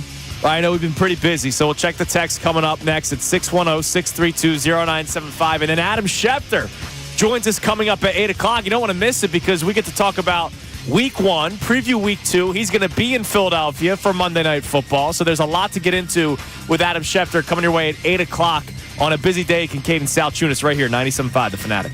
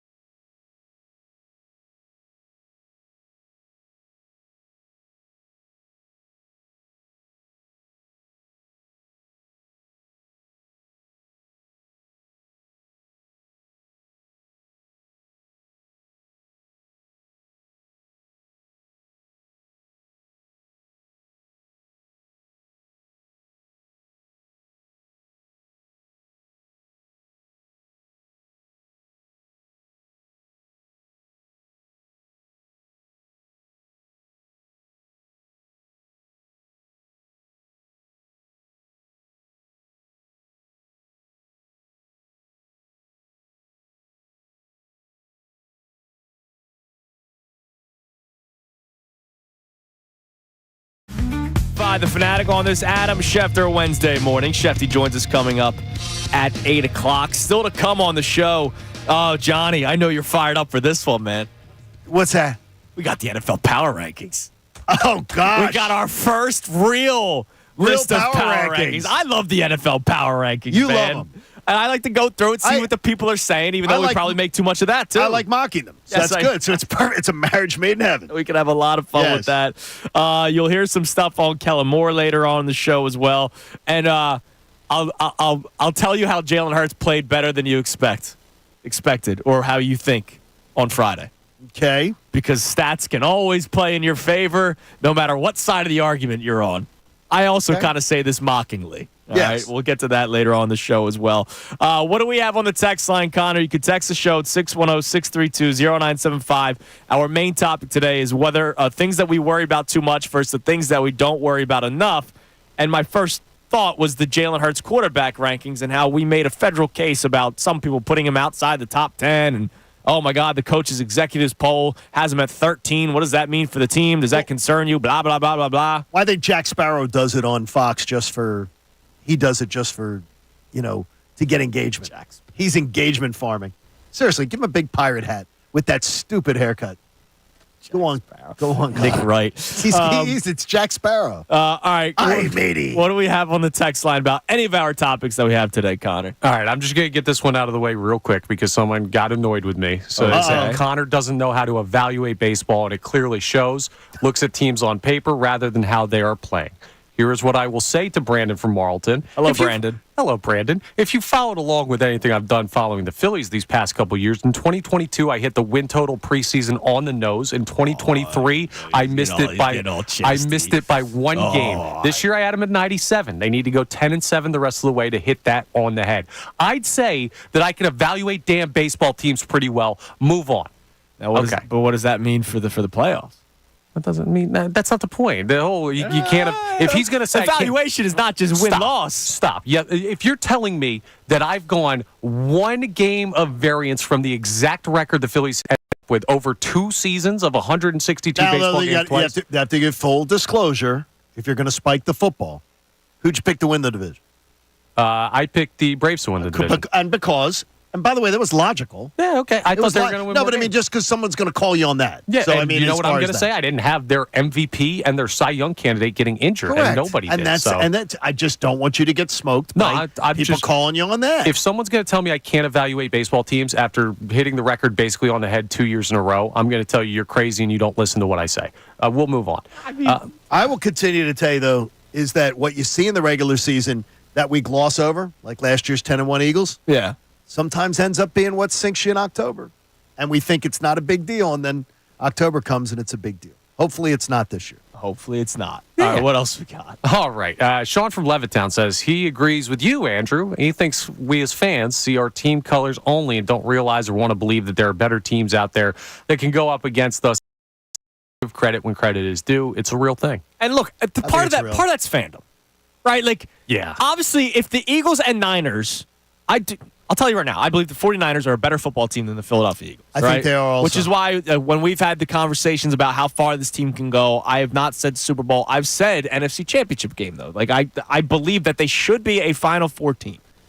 But you know that the day of the NFC Championship game, I'm not going to come here on the radio and go, oh, man, but the Niners are a better team. No, I've already seen what you and Mikey Miss are going to do.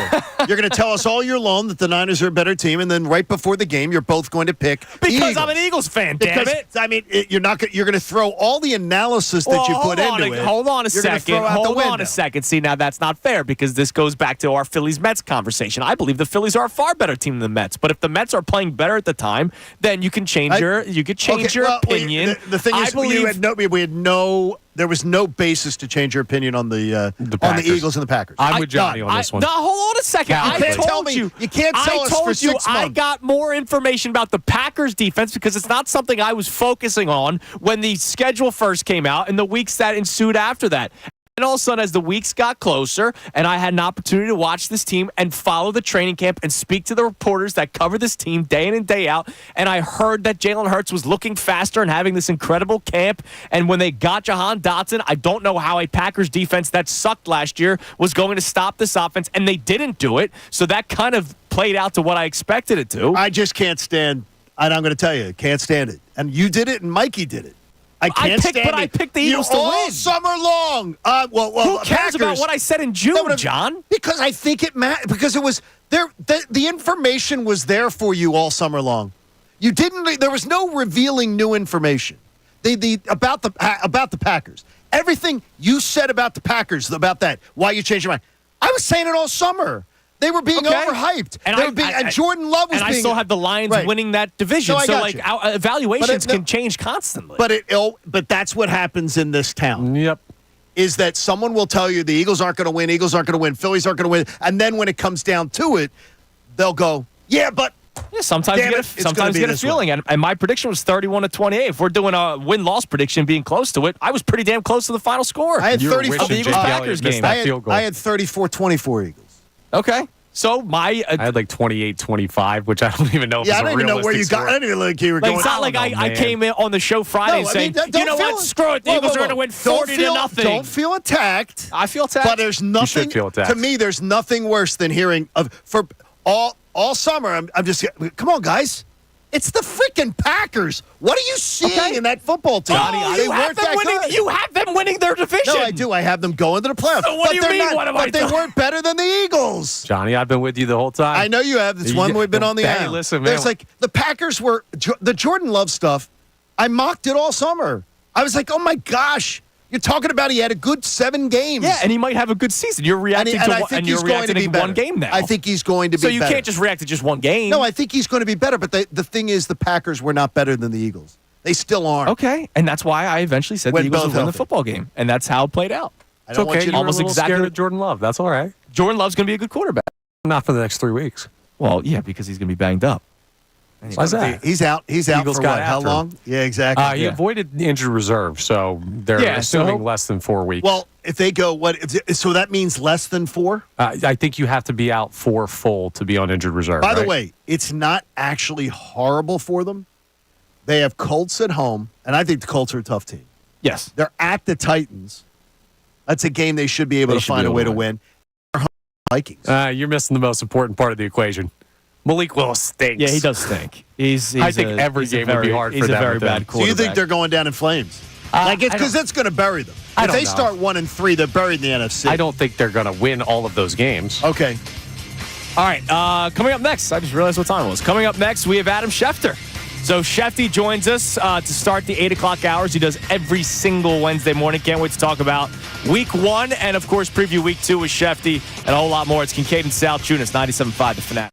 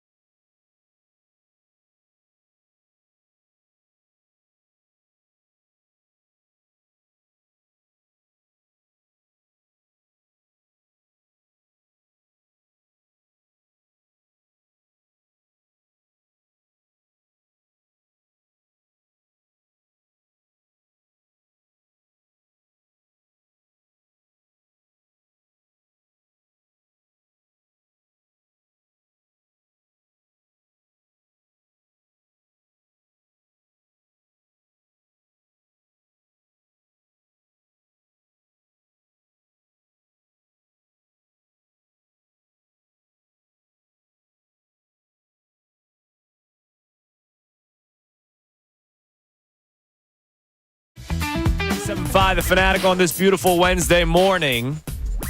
And he joins us every single Wednesday at this time on the Comcast Business Hotline, where every day in business is a big day. Let Comcast Business get you ready for what's next.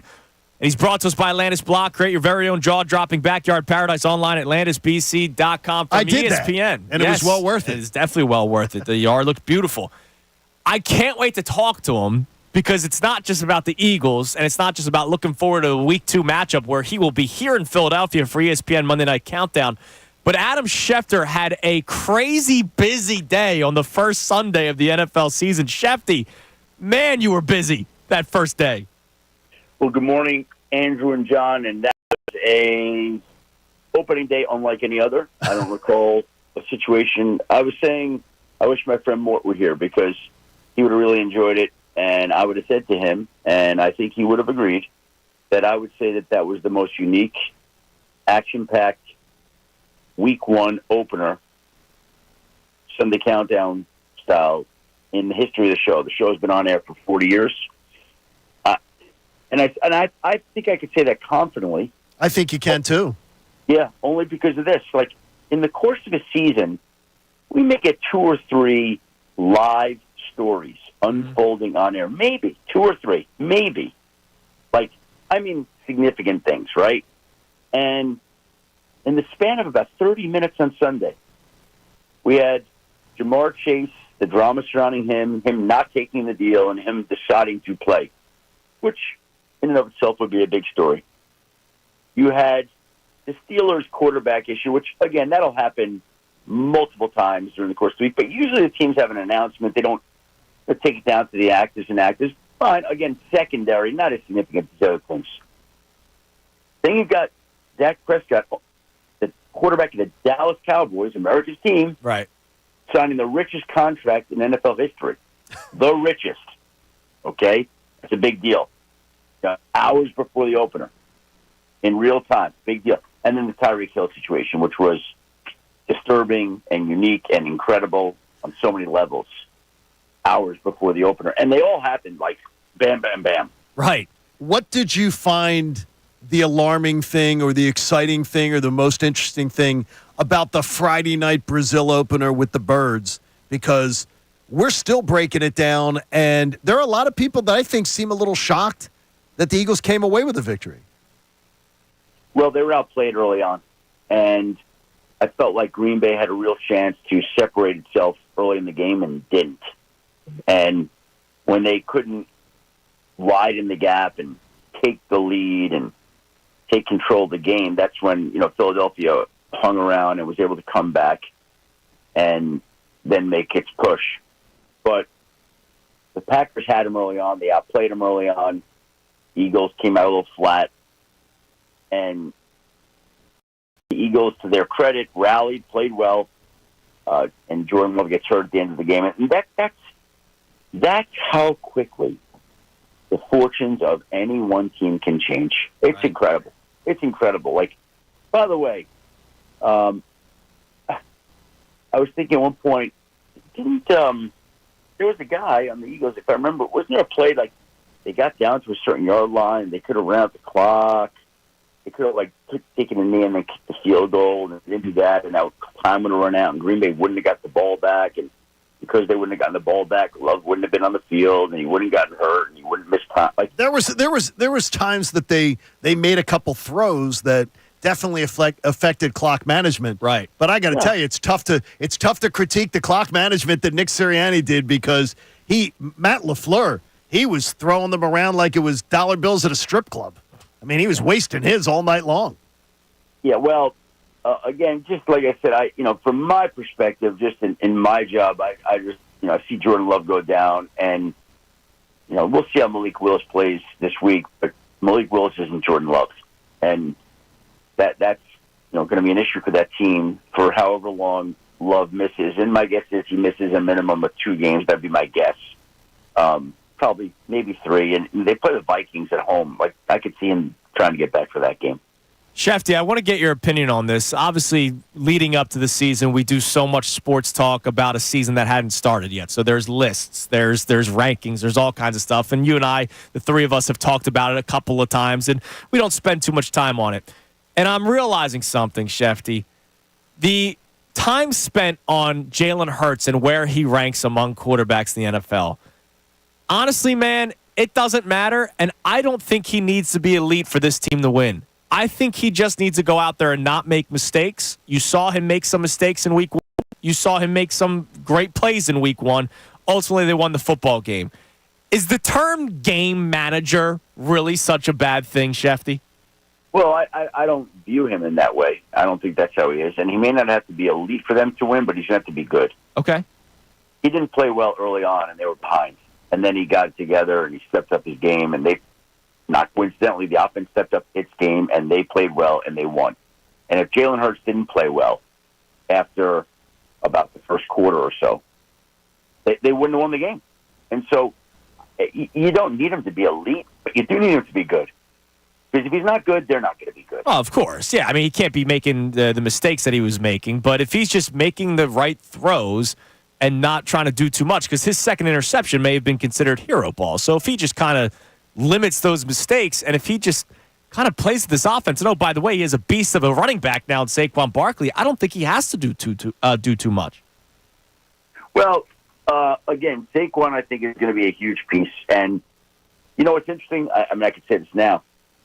In one of my fantasy football leagues, my partners and I had the 5th overall pick, 5th. And last week I made the argument to them that we need to take Saquon Barkley. And we did, which 5th is probably higher than he went in most leagues.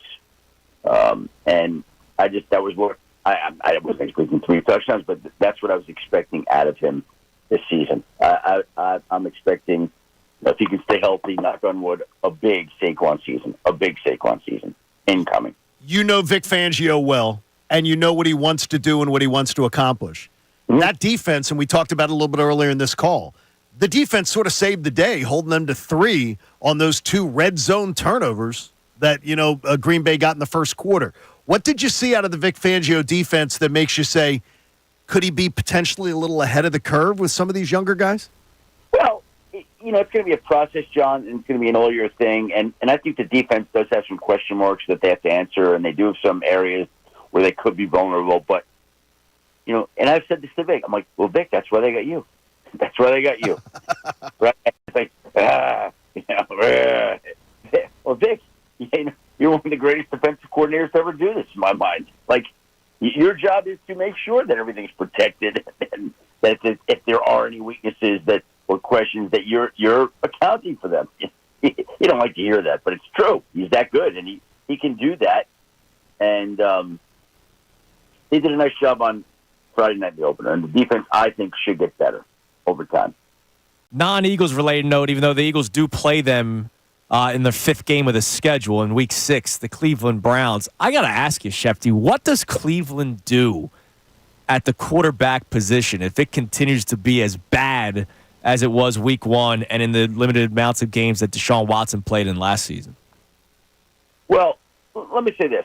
First and foremost, first game of the year, offensive line is hurt, down, missing guys, under pressure all day.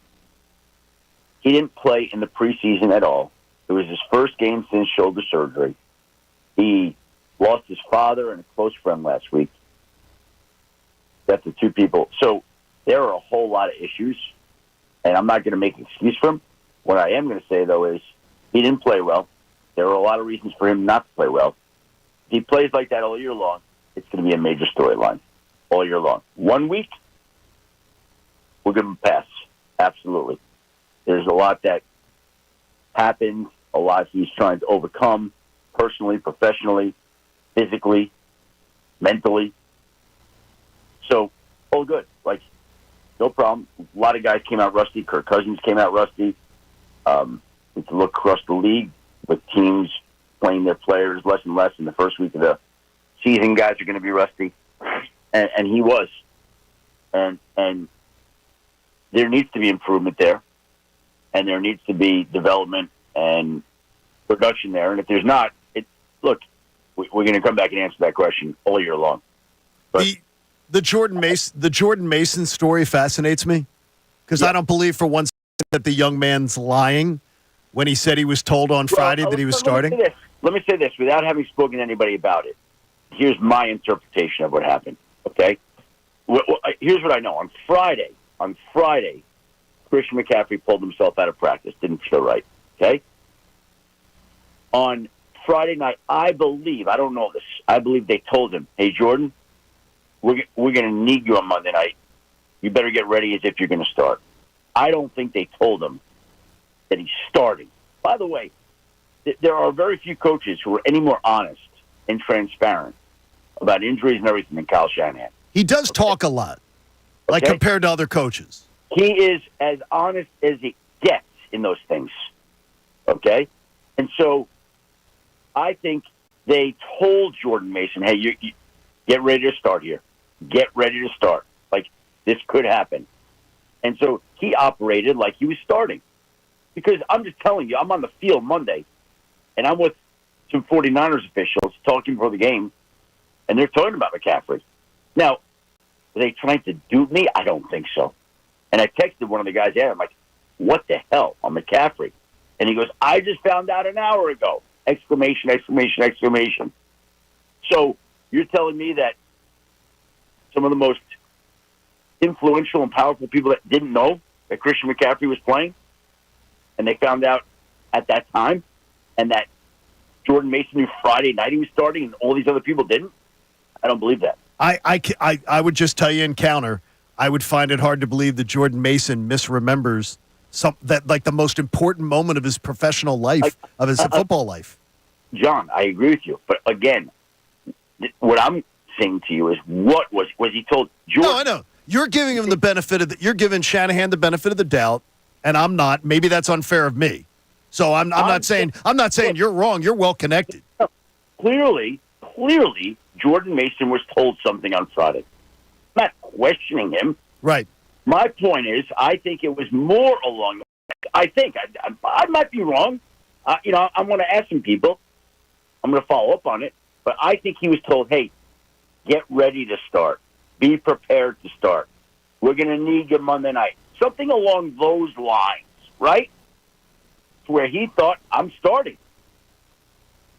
You follow what I'm saying? Sure, no, I do. I think we both are assuming it's just a matter of whether or given the benefit of the doubt, we're going to hopefully it'll get figured out. I'm sure it will. You're saying he was told. I think he was told he was starting.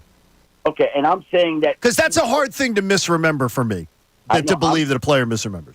I believe he was told a version, and you very well may be right. Absolutely, a version of the idea that you're starting. Not officially, but like, hey, we're going to need you. Get ready to start. Be prepared. Like, I don't think he was told flat out, you're starting Monday night. I don't think that, but I might be wrong. Now, I think you're going to be prepared for Monday night. Monday Night Football here in Philadelphia. We'll be seeing Adam Schefter in the Philadelphia area. Is that correct? Wow. Oh, you have no idea how prepared I am for Monday night. I am fired up about it. You have no idea. Are they trying to do almost like a college game day setup since it's going to be over at Xfinity Live? Usually the majority of stuff goes on in the stadium. I have no idea where anything's at. I don't know anything about it. So you're upstaging Connor, and you're upstaging Andrew and Bill Colarulo. Yeah, there's two show pregame shows at in the town, same facility. Shefty. All right, two pregame shows, same town and same establishment. And you're Live. You're upstaging. We might have to do an anchor man. Nobody touches the hair. So you're telling me that ESPN is doing stuff from Xfinity Live? Yes. What is Xfinity? Well, I don't know. It's right. It's the collection of bars and restaurants, the complex right next to the link and sort of next to Citizens Bank, right there. Huh? Yes. I'm glad we got some breaking news for Adam. Yeah, wow. We broke it for Shefty. How about that? I like that. Hey, I don't get into the logistics of anything like that. I show up. Hey, I know today is a very important day in your household, and it's something that we've discussed off the air. And if you have not, to the members of our audience, if you have not read Adam's book, The Man I Never Met, I think, I told Andrew this morning, Adam, I think the book will make you cry at times. Some of the little stories have made you choke up. But I think it is such a story of hope and determination and the story of your family And I'd love to have you just share a few moments today on 9/11. Yeah, well, this day always is very, very somber and surreal. And, even this morning, it's so hard for, you just think of the worst day of your life that you ever had. And you would hope, it's in your mind always, but you would hope that, you'd never come down and be reminded about it on TV. Like, we walked downstairs this morning, and my wife and I, we're getting the dog's breakfast ready, getting my daughter ready. And, the first thing that my wife sees on TV, today's 9/11, the day of remembrance. We're going to have the moments of silence. And it's in your face all the time. This week, not just this day, but this week, always, always, always. It feels different because it is different. And it's not just my wife and the male family. It's all the families that were affected. But, of course, I'm married to a woman who lost her husband on 9/11. And the male family lost their son and their brother and their uncle and their friend on 9/11. And there are so many stories like that. And it's the darkest day in our country's history. I hope we never have anything like that ever again. And it's just real. It's just palpable. You could feel it all week. You feel it today. It's always a sad and strange day. Now, the weird thing is I read the book, Adam, again when I was sick last year.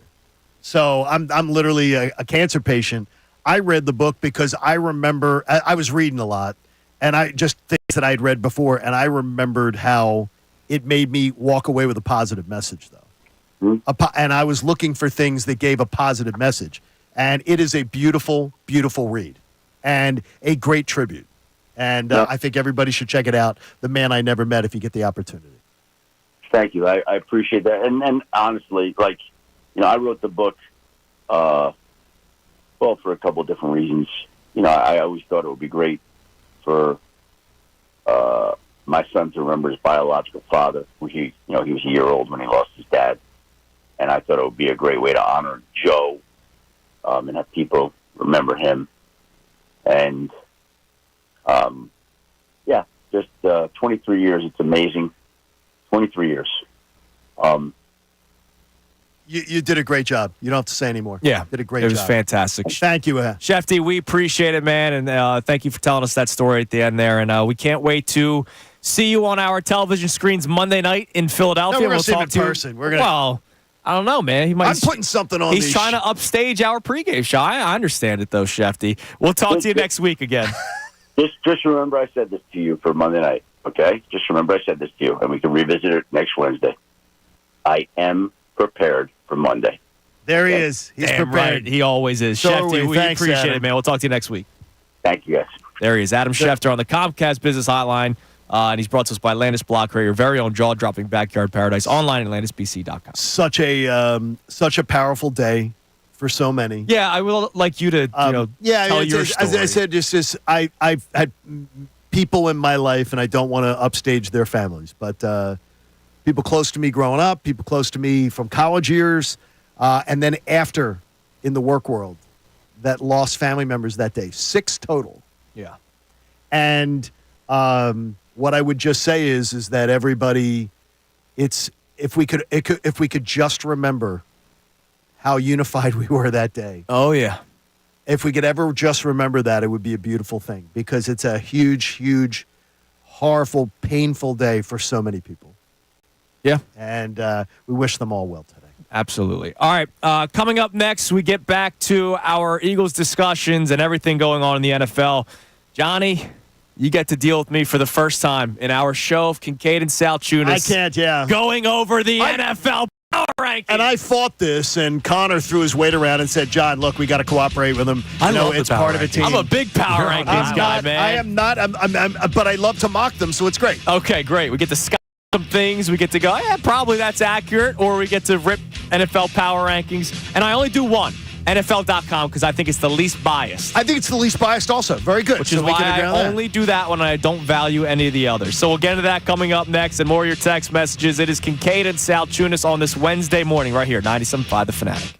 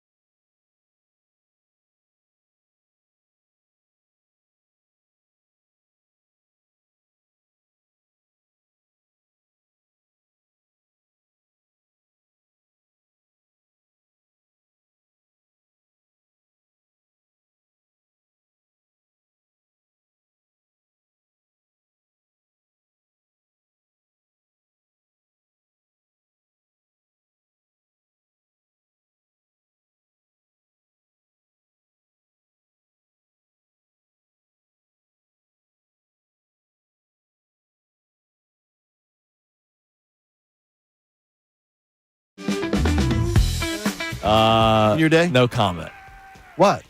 Because, Oh, no. I got to hear now. No, because I actually can sing. People just don't know about it. Oh, hell yeah. Sing something. Nope. Wow. Can I No, tell I you? mean, no, I'm serious. I said, Can I tell you something real quick? That was probably like one of the nicest things. what was that? I was in good mood yesterday, so I was singing around the house, and Cooper all of a sudden goes, "Yay, Daddy!" Oh, wow. And I was like, "Oh my god!" We did a thing called, and I know Connor would do it. I know you would do it. I know I would do it. There have been people in the past here that didn't want to be a part of it. Uh huh. We did an event every single year back in my radio days in Atlanta. We did for around a 7-8 year period. We did Battle the Bands. And we had a music fest for local bands. Okay. And each on-air host picked a local band to invite to the event that got to promote, and there were 3 stages. Okay. But the rule was you had to get up and perform 2 songs with the band. Oh, see, this is where That you're you wrong. picked. You say I would want to do this. You wouldn't want to do that? No, people don't need to know about my talents. See, I think it'd be fun. People don't need to know about my talents, baby. Oh, man. I'd love to do that. People- Connor Yeah, would love it. You guys Connor, can do it. I got to tell you, it was so much fun. It's so much fun to get up there, and I admire people who can play an instrument or who can sing. Yes. It did Everybody Wants to Rule the World. But, like, here's Things like that was one of the songs I know I did. Well, I would root for you guys. Here's the issue. You guys don't want me to do it because you're going to need a new producer after I get my record deal. All right. get the Because you hell think outta that here. would be This- it. This is when Because you do a country, This is right? when the conversation has to come And you to would an pick end. a country They band. don't want to and see it's me good. win. I think they would. All right, so Haters. we'll get to the power rankings, and I want to get to some text messages as well. You could text the show at 610-632-0975. But real quick, some NFL news. Ian Rappaport reporting on Good Morning Football that Christian McCaffrey is, quote, a long shot for Sunday. Not that it necessarily matters for them because they're playing the Vikings, and, oh, by the way, they look damn good Monday night against the Jets. I'm kind of more so saying this for fantasy football implications for people like Connor Thomas who have Christian McCaffrey on their teams. There's a chance that he might not be playing in Week 2. Ian Rappaport calling him a long shot. So if your league hasn't picked up Jordan Mason just yet, I would advise you to do that. Okay. Very good. A little bit of NFL news. That Now, is good. speaking of the NFL, you got any football music there for me, Con? I always have football Give me a little music. football Of music course he does. when we go Right, through the all right. NFL.com power rankings, which is something that I love doing week in and week out during the football season, I'm really Johnny. looking forward to this. Yeah. Okay, So go on. I like to just run through it. We'll react to some. All right, go on. And then we'll do the blurb. We'll read the blurb they say about them. Dead last, Carolina Panthers. Nobody should argue that unless you think it should be the Giants. It's one of those two teams. They both stink. Okay. Panthers fine. at 32, Giants at 31, Raiders 30. The Washington Commanders dropped 3 spots, Johnny. I know that's the team that a lot of people think could be sneaky. They're at 29, Broncos 28, Pats 27, Titans 26, Cardinals 25. I think the Cardinals might actually be a fun team to watch this year. I already think they are. They were fun. They were that fun to game watch against at the end of Buffalo was last fun. year. Yeah. That was a really good game. I think they're going to be a decent team. I think Kyler Murray is going to get more respect this year. Do I think he's going to win anything? No, but I think When he'll does get the a new little bit more video game respect. come out? Yeah. That is When does that happen? That is a big part of it. The Saints are at 24. They climbed up 4 spots. The Falcons, who Wow, the the Eagles. Saints only went to 24? They put up 40.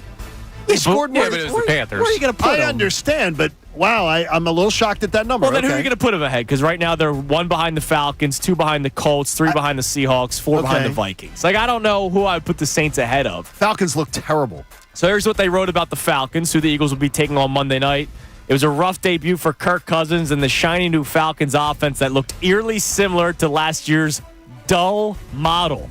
The pistol stuff was new, but the results were straight out of 2023. Cousins attempted 26 passes, with just 6 of them directed toward Drake London or Kyle Pitts, and he was picked twice. Bijan Robinson was fine, but couldn't make many game-changing plays. Tyler Allgeier ripped off a pretty 13-yard run 2 minutes into the game, then didn't see the ball again until the mid-third quarter. We'd be losing our minds if that was the case, but then again, Bijan Robinson's a good player. He is. And then they mentioned that the Falcons' offensive line Was terrible. Was terrible. He said, that's not supposed to be the strength of the team, right? Atlanta had little chance of slowing down T.J. Watt, and the interior 3 of the Falcons seemed to get pushed back quite a bit. Both of Cousins' interceptions came against heavy pressure, which hopefully the Eagles can do that Monday night. No, I'm not saying hopefully. I'm saying if we don't see it, there's a problem. There's a problem if we don't see it because that offensive line is not. Jake Matthews, their left tackle, better be able to be exploited also. Yep, he better be. Colts 22, Seahawks 21, Vikings 20, as I mentioned. So the top 20, Jags at 19, the Browns at 18. It's still a shame that they're. Then again, they brought this upon themselves because they knew that Deshaun Watson was a horrible human being. So I don't for them, especially the Browns fans that celebrate. I can't feel bad at all. No, I can't believe you're right. it. No, I shouldn't feel bad. I can't believe it's happened that they ever did it. Yeah, and for what they gave up. Oh my gosh. Steelers at 17, Bucks at 16. They climbed up 4 spots. The Bears go up a spot. Steelers for are too doing high, nothing. by the way. Yeah, and the Bears should not be 15th. No, the Bears should not be. So now we're in the top 15. Rams at 14, Jets at 13, Chargers at 12, Packers fall to 11. They drop 2 spots. The Bengals drop 4 spots to 10. That's showing a lot of respect to the Eagles. So now we're in the top 10. Okay. Dolphins at 9, Cowboys at 8, the Bills at 7, the Texans at 5, the Ravens drop to 5. I'm sorry, the Texans at 6, Ravens drop to 5. The Eagles coming in at number 4. Okay.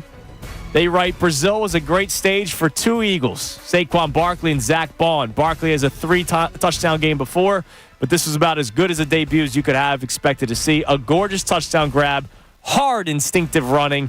You just hope he can stay reasonably healthy for the duration of the season. But with Bond, it was truly a surprising showing considering he's playing a new position, off-ball linebacker. Okay, Bond did some of that in New Orleans, but his 15-tackle, 2-sack performance displayed that new defensive coordinator's Vic Fangio's instincts on ball, fully changing roles, proved correct. So between Fangio and the offensive coordinator Kellen Moore plus Bond and Barkley, it was a great first game for 4 new Eagles. Now, no mention of Jalen Hurts and how he played. Okay, right. Just the positives.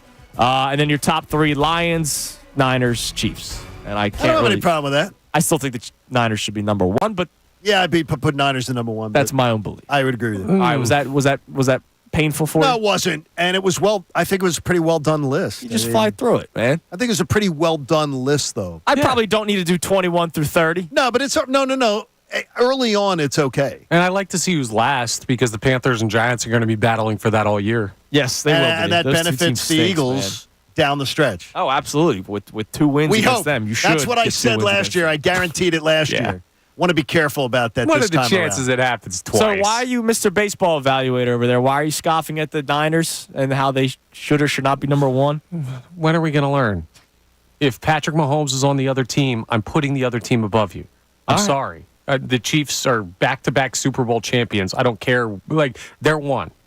They're 1. But then you have no problem with the Niners being 2. no, not at all. Okay. I mean, I don't think that's fair. undisputed. It'd be the silly 2 for of the them. Chiefs to not be 1. Okay. I think that's fair.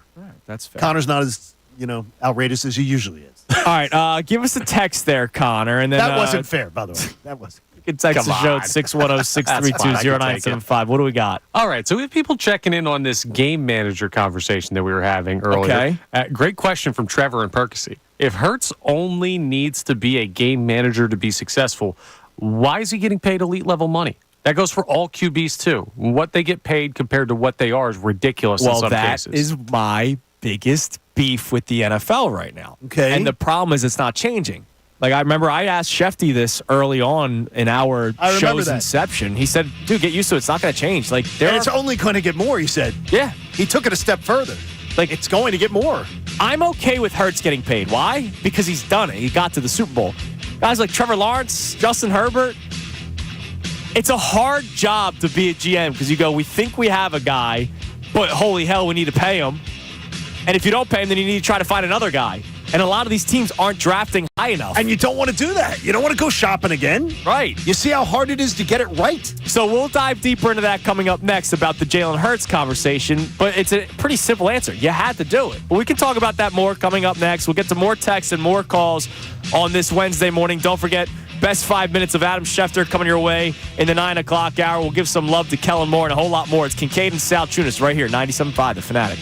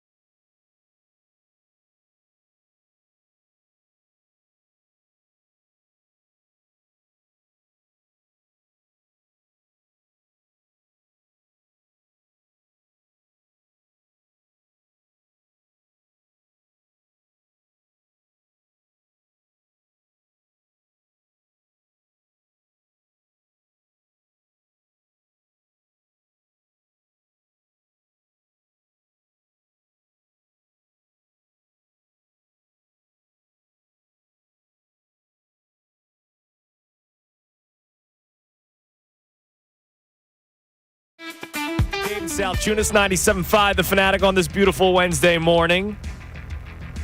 So Monday Night Football, I mean, I can't wait for it that it's going to be here at Lincoln Financial Field. It's going to be so much fun. It's just a weird start to the season. The Friday night and then Monday night. Yep. And then an early bye. Like, it's a weird start to the year for Eagles. We should look at it as a blessing, though, that they did, because no one will be talking about travel being an issue. No, yeah, or you anything can't. Like that. You can't, because they've had multiple extra days. Remember, the Eagles, look, what happened last year was awful, and a lot of it had to do with their own doing. Yeah. But they did get screwed. Remember, it was like 3 weeks in a row where they played a team off of 10 days rest. They played teams coming off buys and stuff like that. Or they played Thursday night, and so they had their 10 days. Yeah, there was the Eagles a lot of that did going get on. screwed there last year, whereas this year, now they have the benefit.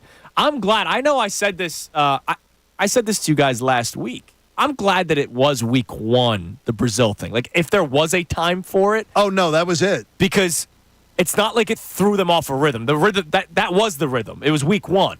Like, if you were to do that week 4, week 5, where you just finished a game, now you have to leave a couple days later and get on that nine-hour flight. You're exactly right. I'm glad that it happened week 1.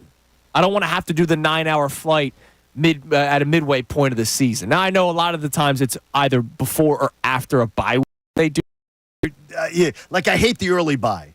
Yeah, which they have. I just don't like the early bye. They got the early bye this year, which is one thing, but I'm excited to see the beginning of this season roll out. And Monday, obviously, I take a little vested interest. Of course, in it. you do. A little extra. I love, and I said I'm gonna enjoy tormenting my own temporary home, as you should, and hopefully the edge rushers torment. Well, that should be not hopefully. You know what I want you to do? I want you to take it out of your vocabulary, your vernacular, and say better. Or yes, will must. Well, yeah, better. But must. You know how I feel about the edge rushers. I know. But here's what I'm saying to you is we need to put a level of expectation right now that says anything less than terrorizing an immobile Kirk Cousins. And by the way, he's immobile. Right. That's the problem here. Is that, to me, I think that we could come in here 2-0 on Monday, and I could be really disappointed if. I hear you. Because then there could be the red flags and the alarms might be going off. Right, absolutely. All right, what do we got on the text line there, Connor? You can text and call in 610-632-0975. We'll get to some calls this segment as well. What do we got? All right, a lot of people are caught up on this game manager thing with Jalen Hurts, so we have another one on that. We've got someone saying game manager to me just means a quarterback who wins by playing the long game, by not always taking shots downfield, but winning with their mind more than their physical ability. Tom Brady was that guy. Peyton Manning towards the end was that guy, and it's a compliment to me.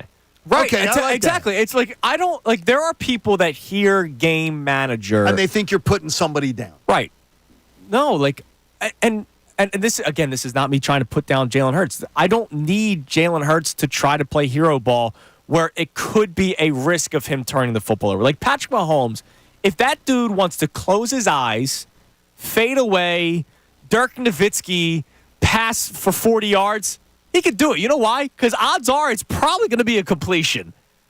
Jalen Hurts might not be able to do the things that Patrick Mahomes. I'll say this. He can't do the things that Patrick Mahomes does. And that's okay. There's only one guy that does it. Josh Allen makes some of those plays that Patrick Mahomes does. But you know what Josh Allen also does? Turns the football over. He'll turn it over trying to make that play. So does it too often. Why should Josh Allen try to be like Patrick Mahomes when he himself makes those mistakes? Jalen Hurts does not have that similar skill set. And that's okay. It's all right. Not That's a put down. Okay. Not a put down. Now, the previous segment, we had the texter that mentioned if he's a game manager, then why did he get paid to be one of the top paid quarterbacks in the NFL? That's just the way the market's going. If you didn't pay Jalen Hurts that, he would no longer be here, or he would be on the final year of his deal, or what? I forget how many years he had on his contract. This would be the final year, right? Because he was a second round. Yes. Because he was a second round pick. This would be it. This would be the final year of the deal, and I'm sure there's some people going, well, I would prefer it that way. Do you? Well, let me ask you, because you think all he has to do, and you're not putting him down, but you think what he has to do is just play smart, mistake-free football. Yes. Couldn't you find a more economical option to do that? Give me, like, the thing is, though, I'd have to hear some of the names from last offseason that, like a Kenny Pickett? No. A Justin, the best names on the market were Kenny Pickett, Justin Fields, Gardner Minshew. But let's say you move Hurts to a team that wanted to pay him. I'm not saying do this, but Right. like you could have made a trade or something. But then you're the San Francisco 49ers, where you found this guy in Brock Purdy, where they lucked out. Oh, but I thought he can win the Super Bowl. He can. He So did. then With why not? that team, he can win a Super Bowl. Right. So until it's time for him to get paid, and I don't know if San Francisco will pay. Oh, no, Well, they're they pay- will, no, but they're should paying. they? I don't know. But by your argument, like it sounds to me like you believe there are multiple other quarterbacks in the NFL, and I'm not talking about elite level guys that could step in and do what Hurts needs to do this year. yes. Well, he had 15, And that's he had not- 15 that could win the Super Bowl Yes. yesterday. Right, which I think is crazy. I think it's nuts Okay, and that's fine. too. And again, that's not me trying to bash Jalen Hurts. It's part of me is crediting Howie Roseman for building the roster that he built. Right? yeah. Like the argument. I hated that Chris Sims, like anybody could step in and be the quarterback of the Philadelphia Eagles. Right? Except Chris Sims. Yeah. Right. He wasn't wrong. He wasn't right. He was too harsh about the way he went about it. Jalen Hurts made the plays, right? If there's a quarterback that can come in here and make plays, then yeah, there's probably another quarterback that you can come in. But then eventually they'll get paid because of what Yeah. they do. I just think your bar's too. There are only 12 quarterbacks in Super Bowl era history that have won multiple. Like, it's hard to find those guys, but if you don't, you're not going to win two. You might run into one, and I don't like playing that way. Right. And I think they will. They can win one with Jalen Hurts. So I do I. believe that they can. And I think it can be this year. Now, things are going to have to break for them. Right. But I do think that they can be this year. All right, coming up next, we get to more of these topics that we've been having all show long. Also, our 5 best minutes of Adam Schefter coming your way at 9:10. And I want to play some audio for you from Jason Avant and Barrett Brooks breaking down Kellen Moore. However, you've been hearing that for months on this show. It's Kincade and Salciunas, 97.5 The Fanatic.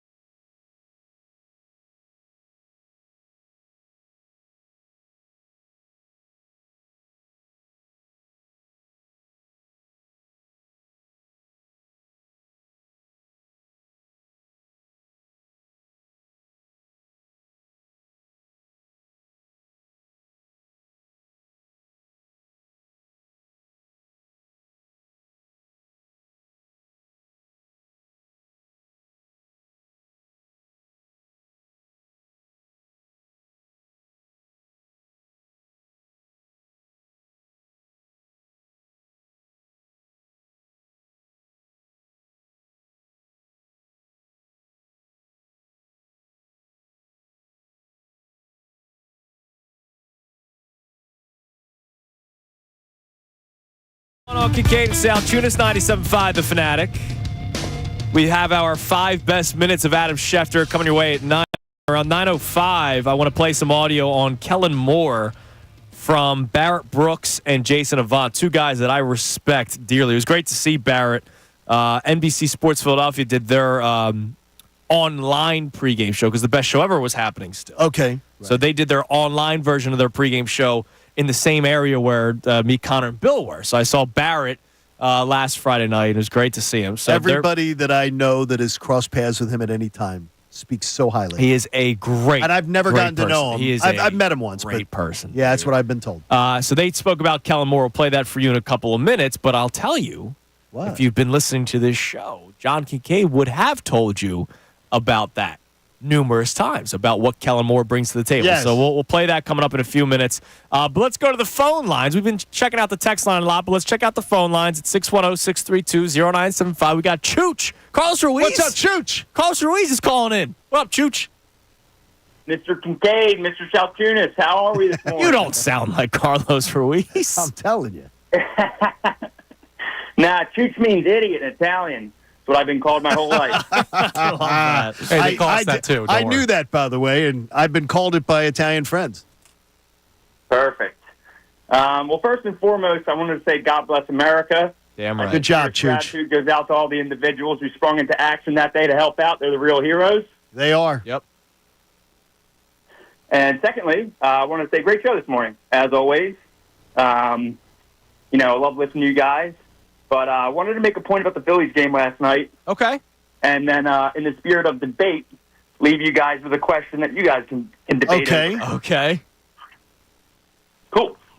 Well, yeah. My point about the Phillies is I really like the way they've been, bouncing back and hanging in the games, especially when they've been really close.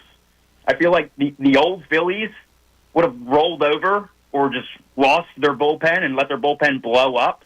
And now I feel like they're winning these games, and I feel like it's just really nice to see, Yeah, I mean, it's good. I don't think they really did that, though, last year and the year before, did they? They had a lot of big comebacks and things like that, or didn't they? I don't know. Maybe I'm going nuts. Maybe I'm a pessimist.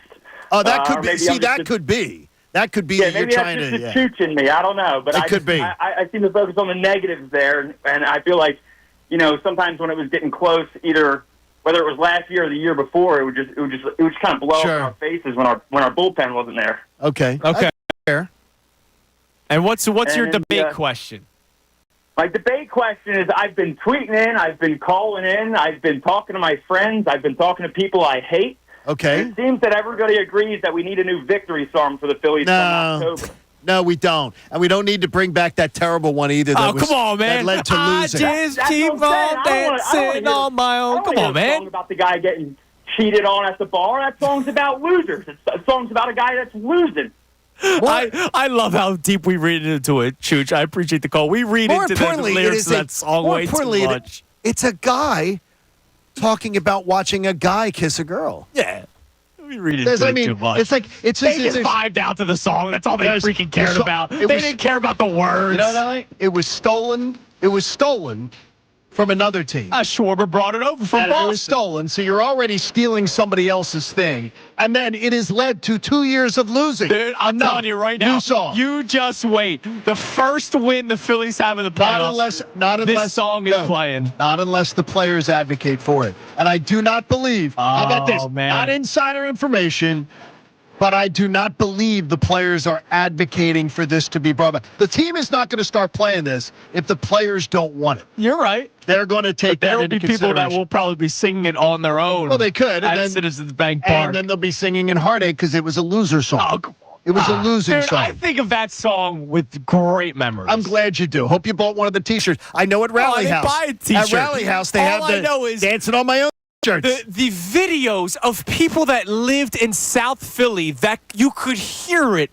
audibly coming through Citizens Bank Park because 46,000 people were singing it. That stuff's cool to me, man. You can hear Fly Eagles Fly on a Sunday. Yeah. Same type of thing. And that's awesome. Now, how about a song not associated with absolutely disastrous losing? How about we don't need a song? Like, we don't need something. Like, just win the baseball games. That's what I said. Just win. Just win. No Poo-poo cliches. the song, I man. wouldn't hate a little Grove Street party. It's And- Kyle Schwarber's walk up right now. A little Waka. Come on. Well, no. If you came up I with got something a whole little lot different, of money. if you come up with something a little different, I'm all in potentially. And also, too, a gigantic sock for your backup catcher's mouth so he doesn't give the other team to an Arcia for the Diamondbacks. You know what? A lot of you guys let Johan Rojas off the hook with what he said earlier this year. No, it wasn't With the, nearly. It's not nearly as anyone could get it's it. not nearly as Anyone going can get it. going into a playoff series up 2-0 No, and saying, I "Yeah, know. we can't wait to party in that pool." And then they took it out of context. Remember that? Oh John? yeah, that was great. Yeah. That's the go-to line for somebody that says something they realize they shouldn't have said. Oh, you guys took it out of context. No, like we didn't. Merrill Kelly No. talking about how it won't be that loud. Oh, you guys took it out of context. No, we No, we didn't, didn't. you idiot. You're a dope. They're a good baseball team. They'll be good on the field. All right. Here is Jason Avant and Barrett Brooks. They were doing this with Amy Fadul and the Birds inside the huddle on NBC Sports Philadelphia, and they were talking about the impact of Kellen Moore's offense in Week 1. I like the motions when it comes to motioning with a purpose. You saw A.J. Brown's touchdown. There was an out motion where it looks like it's an out route in which he did a double move and was able to beat Jair Alexander. That was based off motion because that veteran corner saw that motion multiple times in that game. He was able to set things up. You saw diversity of formation and alignment. Those are things that you like to see. You seen a linebacker trying to cover Saquon Barkley on a wheel route from inside, which is very, very hard to do. And that was off formation. Absolutely, and then when you look at how they did it, even on that Saquon Barkley, they pulled the backside guard, and he was able to take the linebacker's eyes off of that. Because once you see a guard pull as a linebacker, you're going to follow that because that usually takes you to the ball. Right. But then here goes Saquon Barkley out the backside, and he's virtually, free because of that, for that pull of the guard, and plus we sent a motion the same way as the guard was going. Yeah. So if you look at it, that's just great play calling. We are going to talk about pre-snap motion as if, in the city, as if it's this brand new concept. And it's not our fault. It's Nick Sirianni's fault from last year. I think honestly, Nick should at some point acknowledge it. I do too. You and I talked about this last week. I think it would be good for Nick to at some point acknowledge and go, my thoughts on pre-snap motion, because he mocked all of us last year that were calling for this unimaginative 2 creams, 1 sugar offense that we had. Boy, he's having a real impact down there in Jersey. It is, but I mean, it's great. But I want to give you your flowers. What Jason and Barrett said were spot on. But you have been saying this for months now. Well, that's because I'm a dork, and I spent my summer on YouTube. That's true. I spent my summer watching taking a master's class in Kellen Moore's offense and just saying, oh, my gosh. And I can promise you this. There are things that I've written down that Kellen Moore's offense does that I didn't see Friday night. So that means we will still see it at some point. We're still going to see it. We're going to still see. I expected to see a reverse with one of the wide receivers taking the ball. Yeah. And a fake to the running back, wide receiver taking that ball. And I think that's what they're setting up. Probably. With the Jahan Dotson stuff. Maybe. The little pitch out to a wide receiver. There are things that I literally wrote down, how about 37 things that I saw that they do. And we didn't see nearly all of them. Also, I think part of that, especially with the reverse, is the quality of the field. Seeing Saquon slip the first time, you don't want to try and lose yardage. But I'm okay that they didn't run it. Oh, no, they got I'm a lot fine in their with it. bag. No, I'm fine. I saw somebody posted a screenshot yesterday. I forget who posted it, so my apologies. But somebody, it was an Eagles fan that has a blog, posted A.J. Brown's route chart from his final game of the regular season last year. Okay. And how it was just bunched in one spot. And It was. And his route tree from just week 1, where he was used to Jalen Hurts' left on the outside, to Jalen Hurts' right on the outside, in the slot to Jalen Hurts' right. He was running patterns over the middle of the field, down the sideline. Because you have a competent offensive coordinator. You have a guy who, and it was Johnson and Sirianni and Johnson, but they had no, look, Kellen Moore has a doctorate in doing this. Right. And it's not just pre-snap motion. Like you heard Barrett breaking it down. Having the right guard pull basically tells a defensive player, oh, they're going this way, and then you throw the ball the opposite direction, or you run the ball the opposite direction. Like little intricate things like that that defenses have to be prepared for. They didn't have to prepare for much last year. And Nick Sirianni knows so much more about football. In fact, he's forgotten more than I know. Yes, absolutely. But when I say this, I'm trying to tell it as truthfully as possible. Kellen Moore played D1 football and spent some of his time as a starting quarterback ranked in the top 10 in college football. Right. He knows a little bit more. He knows more about big games, and him and Jalen Hurts can talk the same language. Right. It's Where not Sirianni talking couldn't. Alabama and Mount Union. Right. It's not. Maybe there's not that same connection. Brian Johnson was on the cover of an NCAA football Brian Johnson game, was never, never though, a quarterback that was thought of amongst the elite of the elite. He wasn't. He got a video game cover, which constantly gets brought up. He actually underachieved. I got you, but he was a hype machine. I think he could speak the same language too. I think it's more. I don't think you're wrong, but I think there's more to it that Kellen Moore brings than just that. I think the And fact it's is also that's a bad thing on Brian Johnson then. But it's he wasn't able to bring more creativity. Kellen Moore had the keys, whereas Brian Johnson had the sidecar. He shared the keys. He had the sidecar. Yeah, I don't even think he was inside the same sidecar? He had the automobile. little goggles and the scarf on. He did. All right. yeah. Adam Schefter joins us every single Wednesday at 8 o'clock, and it's always great conversing with Schefty, and then we always condense it for the best 5 minutes right around this time every single Wednesday. Take a listen. He joins us every single Wednesday. I can't wait to talk to him because it's not just about the Eagles, and it's not just about looking forward to a Week 2 matchup where he will be here in Philadelphia for ESPN Monday Night Countdown. But Adam Schefter had a crazy busy day on the first Sunday of the NFL season. Schefty, man, you were busy that first day. Well, good morning, Andrew and John, and that was a opening day unlike any other. What did you find the alarming thing or the exciting thing or the most interesting thing about the Friday night Brazil opener with the Birds? Because we're still breaking it down, and there are a lot of people that I think seem a little shocked that the Eagles came away with a victory. Well, they were outplayed early on, and I felt like Green Bay had a real chance to separate itself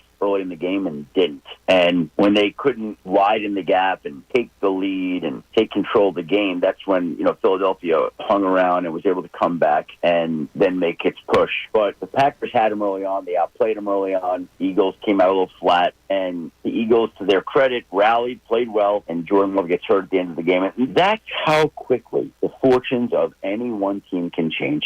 It's incredible. Schefty, I want to get your opinion on this. Obviously, leading up to the season, we do so much sports talk about a season that hadn't started yet. So there's lists, there's rankings, there's all kinds of stuff. And you and I, the three of us, have talked about it a couple of times, and we don't spend too much time on it. And I'm realizing something, Schefty. The time spent on Jalen Hurts and where he ranks among quarterbacks in the NFL. Honestly, man, it doesn't matter. And I don't think he needs to be elite for this team to win. I think he just needs to go out there and not make mistakes. You saw him make some mistakes in week 1. You saw him make some great plays in week 1. Ultimately, they won the football game. Is the term game manager really such a bad thing, Schefty? Well, I don't view him in that way. I don't think that's how he is. And he may not have to be elite for them to win, but he's going to have to be good. Okay. He didn't play well early on, and they were behind. And then he got it together, and he stepped up his game, and they, not coincidentally, the offense stepped up game, and they played well, and they won. And if Jalen Hurts didn't play well after about first quarter or so, they wouldn't have won the game. And so you don't need him to be elite, but you do need him to be good. Because if he's not good, they're not going to be good. Oh, of course. Yeah, I mean, he can't be making the mistakes that he was making, but if he's just making the right throws and not trying to do too much, because his second interception may have been considered hero ball. So if he just kind of limits those mistakes, and if he just kind of plays this offense, and oh, by the way, he has a beast of a running back now in Saquon Barkley, I don't think he has to do too much. Well, again, Saquon, I think, is going to be a huge piece, and I wasn't expecting 3 touchdowns, but that's what I was expecting out of him this season. I'm expecting, if he can stay healthy, knock on wood, a big Saquon season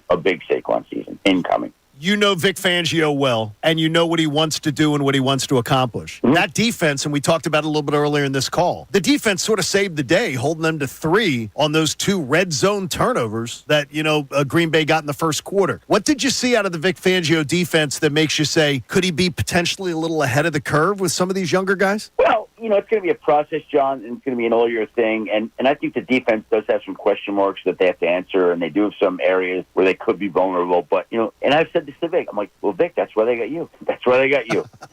Right? And he's like, Well, Vic, you're one of the greatest defensive coordinators to ever do this, in my mind. Like, your job is to make sure that everything's protected and that if there are any weaknesses or questions that you're accounting for them. You don't like to hear that, but it's true. He's that good, and he can do that. And they did a nice job on Friday night, the opener. And the defense, I think, should get better over time. Monday Night Football here in Philadelphia. We'll be seeing Adam Schefter in the Philadelphia area. Is that correct? Wow. Oh, you have no idea how prepared I am for Monday night. I am fired up about it. You have no idea. Are they trying to do almost like a college game day setup since it's going to be over at Xfinity Live? Usually the majority of stuff goes on in the stadium. I have no idea where anything's at. I don't know anything about it.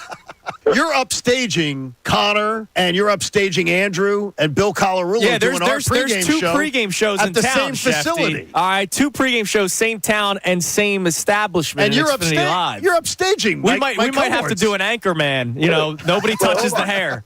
So you're telling me that ESPN's doing stuff from Xfinity Live? Yes.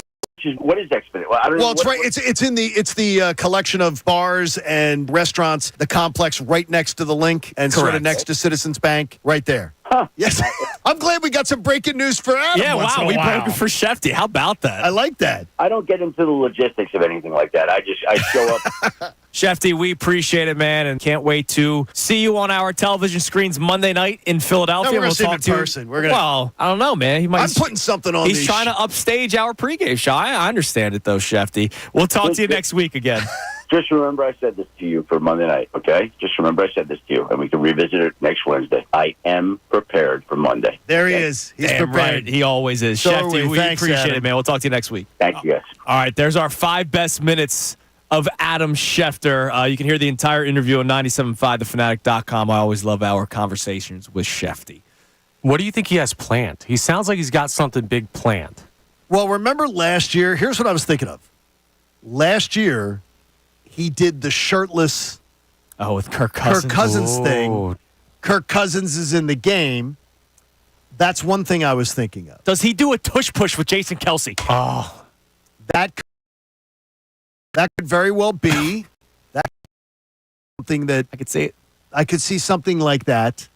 I don't know. You know they're doing a segment. They're doing on it. something. They're going to do a segment on the tush push. But they have to. They're going to do something though. That's a little very Philly-centric, outrageous. Does he wear the Mummers costume that Jason Kelce wore during the speech? No, I think good at this. No, man. I think Jason Kelce does. I already thought that yesterday. Do you think he does? Yes. Well, he's going to need a shirt. At some point. Which, by the way, congratulations to. I think Bill Colarulo's a smart guy. I don't know if it's his background. He knows in the law. He knows a thing or two. Something about that story does smell. The whole I left my bag and in a shirt, but I have dress shoes, and it just seems weird. That whole story seemed very weird. Wait, so what was Bill saying? Like that it was staged? It's something sounded a little contrived about it, like funny and goofy and. Yeah, but do you think we love Jason Kelce for who he is as a person? Sure. Is he gonna be the funny, goofy guy on Monday Night Football, or do you think he tries to put NFL on? No, I think he's been brought on there to be. That's what he's doing. I think he's been brought on there by the company that now has gotten into bed with Pat McAfee. Okay. They want more entertainment. So maybe he does wear the costume then, or he goes shirtless. I think he's doing something like along those lines. Wear the costume. We'll set up. I'm going to say the costume. We'll make some lines. Costume has a chance to pop out. I can promise you. Okay, we'll be looking forward. So to did it. that shirt the other night. You know the place will go nuts when that happens.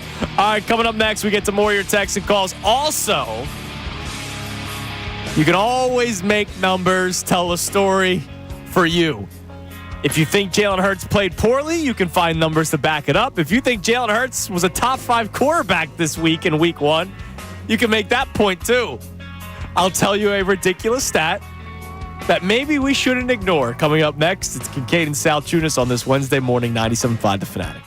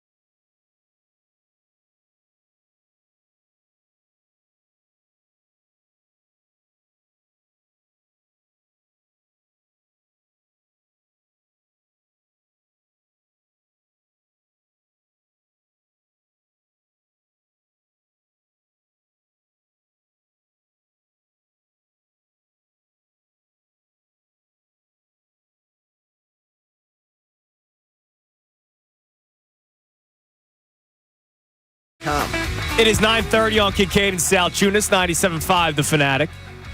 I'm going to tell you this statistic that benefits Jalen Hurts and why he was one of the better quarterbacks in the NFL in Week 1. I like that. I laugh at these things, but it's okay. I'm going to do it. But real quick, so I just saw a wild story.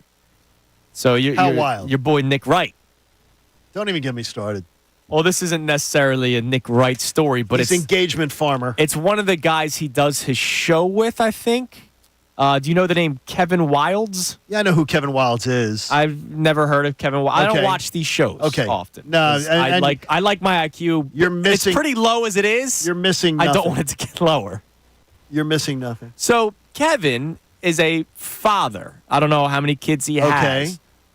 But he was trying to teach his kids, which I think this is actually pretty smart, All right. about the risks of sports betting. Okay. Because if you think about it, like everything's in the palm of your hands, you get excited, right? And that's why you got to be 21 or older, right? You don't want to be a 16-year-old betting on these things, right? Don't tell that to my daughter. So he was trying to have a conversation with his kids. And apparently this guy, Kevin, is very frugal with his money. He doesn't want to spend stuff. He doesn't want to waste money, blah, blah, blah. All right. Yeah. So to set an example or to show what he meant, he made a 14-leg money line parlay in Week 1. For how much money? All he did was put 10 cents down. He just wanted to be 10 like, cents. He just wanted to be like, look, you Right. can waste money. This is what the people are doing out here these days. They're doing these ridiculous parlays and they're wasting money left and right. He hit. What did he win? Wait a minute. Whoa. Let me guess this. 14-leg parlay for 10 cents? $400? No, $239. But on a 10-cent bet, you won $239. So here's Kevin, this guy trying to be a father. He wants to set an example, wants to say, hey, look, sometimes gambling can get you into trouble. That's why we always read a disclaimer. If you or somebody you know has a gambling problem, call 1-800-GAMBLER, right? Always bet within reason. Always bet right? within reason, right. He's trying to set an example for his kids. And he hits. I think that's a funny story. You hit a 14-legger? Because my godson, Andrew Amicone, listens to the show. My godson hit for a 15-legger. I forget exactly. I think it was 14 because it was the. I remember you. I thought it was close because you and Andrew hit it right around the same time. It was the performance double parlay. So I think I did 7 legs, but the team also had to win. So technically, it's a 14-leg. Okay. And a $10 bet won me over $4,000, which is a lot of fun. And Andrew had a big one there too. Yeah. I think my career best is 3, maybe 2. No, it isn't. Is it really? Dude, I stink. See, now I've hit, my best parlay hit is, I believe, 5. Okay. But I never, if I go 4 legs or more, I do not bet more than $5. Right. Of course. You want to be within reason. That's my rule. If I'm going to do something that's sort of a Hail Mary, right, like a risk. You don't want to go crazy. I'm just going to go with $5 and have fun with it. Right. Watching it come together. I just don't like it because let's say I put together an 8-leg parlay and I get 7 right. That's why I made a lot of money. That's why he also the people that do it for a living. Like there are people that literally gamble for a living. Our man, the NJ betting guru, like that's his gig. You do the 8-leg parlay, but you also have the means because you've probably been successful where you do also make 8 individual bets. Yeah. And that's if you have the means to do it. I'm not necessarily betting, I'll stick with $100 my every $2 money right, yeah, exactly. Thank you very much. Is the it is I would tell you is that from the friends out in Vegas who do work in this gambling industry, they will tell you the guy that they number one want to see come to the counter is the guy who bets teasers. The guy who bets the 6-point teasers. Interesting. They want to see. They can't wait to take their money because they lose money all I've actually been time. successful with that. Well, teasers is like one of the number one ways that they get paid. Okay. They want to see you, and they also tell you. I've been told by numerous, if you can bet the over/under in a game, you're better making straight bets. Just one bet, getting one thing right. Right. Over/unders, you're going to hit more. The average person who is an amateur is going to have better luck hitting an over/under bet than they are picking a spread. Interesting. So that's just, whatever it is. Interesting. But I think that's a pretty funny story. Oh, my God, that's a great story. This guy's trying to set an example. And you know what? By the way, Nick Wright is not a bad guy. No. But I think what he's done is he's taken the mantle of Skip Bayless. Right. and just wants the engagement. And now farm. that Skip's gone, So it's hey, we're getting low visibility in this show. Can you come in and say outrageous things and do outrageous things because it gets us clicks? Right. All right. So there's a stat that I didn't know that existed. What's that? I'm only doing this because it's fun. It's fun for conversation. Do you know the statistic EPA? Yeah, they protect the environment. Exactly. We need to protect our environment, right, Connor? Exactly. Pollution, stuff like Oh, my that. God, it's terrible right now. Jalen Hurts is very pro-environment. Oh, he is. I guarantee you. Because he finished 4th in week 1 of protecting the environment. No, EPA in football land. Expected points. Come on, you need one more. Expected points average. Added. Close. It is a quarterback statistic that measures how a quarterback's actions contribute to scoring points. Okay. EPA is adjusted for the difficulty of each play, including the type and depth of the pass. Okay. And whether the quarterback was pressured. I don't mind this stat. EPA also accounts for penalties and discounts garbage time, which I really like. See, I love that. Because there are quarterbacks, and I fell victim to this with Carson Wentz his last year as a starter, where they'd be down 21-0, but then he'd get them back into the ball game because defenses would soften up, let you do whatever you want. Then he'd end up throwing for 330 yards. Or Bryce Huff ends up getting a bunch of numbers that he gets paid with. So the 33rd team, which is a tremendous website that does incredible coverage of the NFL, they have their EPA statistic. Okay. Jalen Hurts ranked 4th best among all quarterbacks in week 1. Your top 10, Baker Mayfield number 1. No surprise. He had the best week out of anybody. Washington's defense cooperated greatly. Yes, I'm sure they did. Josh Allen finished 2nd. Patrick Mahomes 3rd. Jalen Hurts 4th. Derek Carr 5th. No surprise because of the 47 points. And you want to talk about defensive cooperation. The Panthers did that for you. Anthony Richardson was 6th. Jaden Daniels 7th. Kyler Murray 8th. C.J. Stroud 9th. Sam Darnold 10th. So, according to this statistic, Jalen Hurts was the 4th best quarterback in the NFL in terms of this specific statistic. Again, my whole thing with statistics is if you can't explain a statistic to me just in conversation, I'm lost. Well, that's why I usually ignore these things. I did the eye test. I thought Jalen Hurts looked better in week 1 than he did it in times last year, despite the 2 interceptions being bad interceptions. The only thing is that I just can't understand it, how a 4th-year starting quarterback is making some of the mistakes he's making throwing the football when he didn't make them throwing the football as a first-year and second-year starter. Right. It's one thing for Josh Allen, who is still doing it, but he's always kind of and that tells me hero ball. That tells me the accusations of Jalen trying to do too much, trying to play hero ball, are true. Now, I'm going to guess it gets better. I think he's getting, I didn't want to give him the benefit of the doubt of the 95% new offense thing because you have so much ridiculous talent and you have an actual creative offensive coordinator in Kellen Moore. But I wonder if once he starts trusting Kellen Moore's offense more, will that limit the hero ball? I don't care if it's Kellen Moore's offense, if it's 2 creams, 1 sugar, Brian Johnson, his offense or whatever. You should know not to throw across your body in the red zone in cramped spaces like that. I get it. Late in the game when you don't need to be doing it, 3 points would mean a lot. He also shouldn't have done the hero ball against the Seahawks, right. But he probably goes, man, this offense has been sputtering all day long. This is what I think is going to work at this time. Now, Brian Johnson and Nick Sirianni did draw up the right play at that time, but I don't blame his mindset.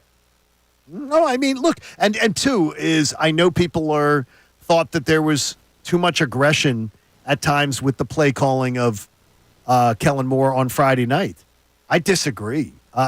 The aggression in the play calling allowed Jalen Hurts to make 2 fantastic passes that Devontae Smith converted. Right. That changed that game. And other people would have been much more conservative. He threw it into the mouth of the beast, and Devontae made great plays. Well, speaking of that, Jason and Marlton wants to talk about it. What up, Jason? Okay. What's going on, man? Hi, Jace. Hey, what's going on, guys? How are you?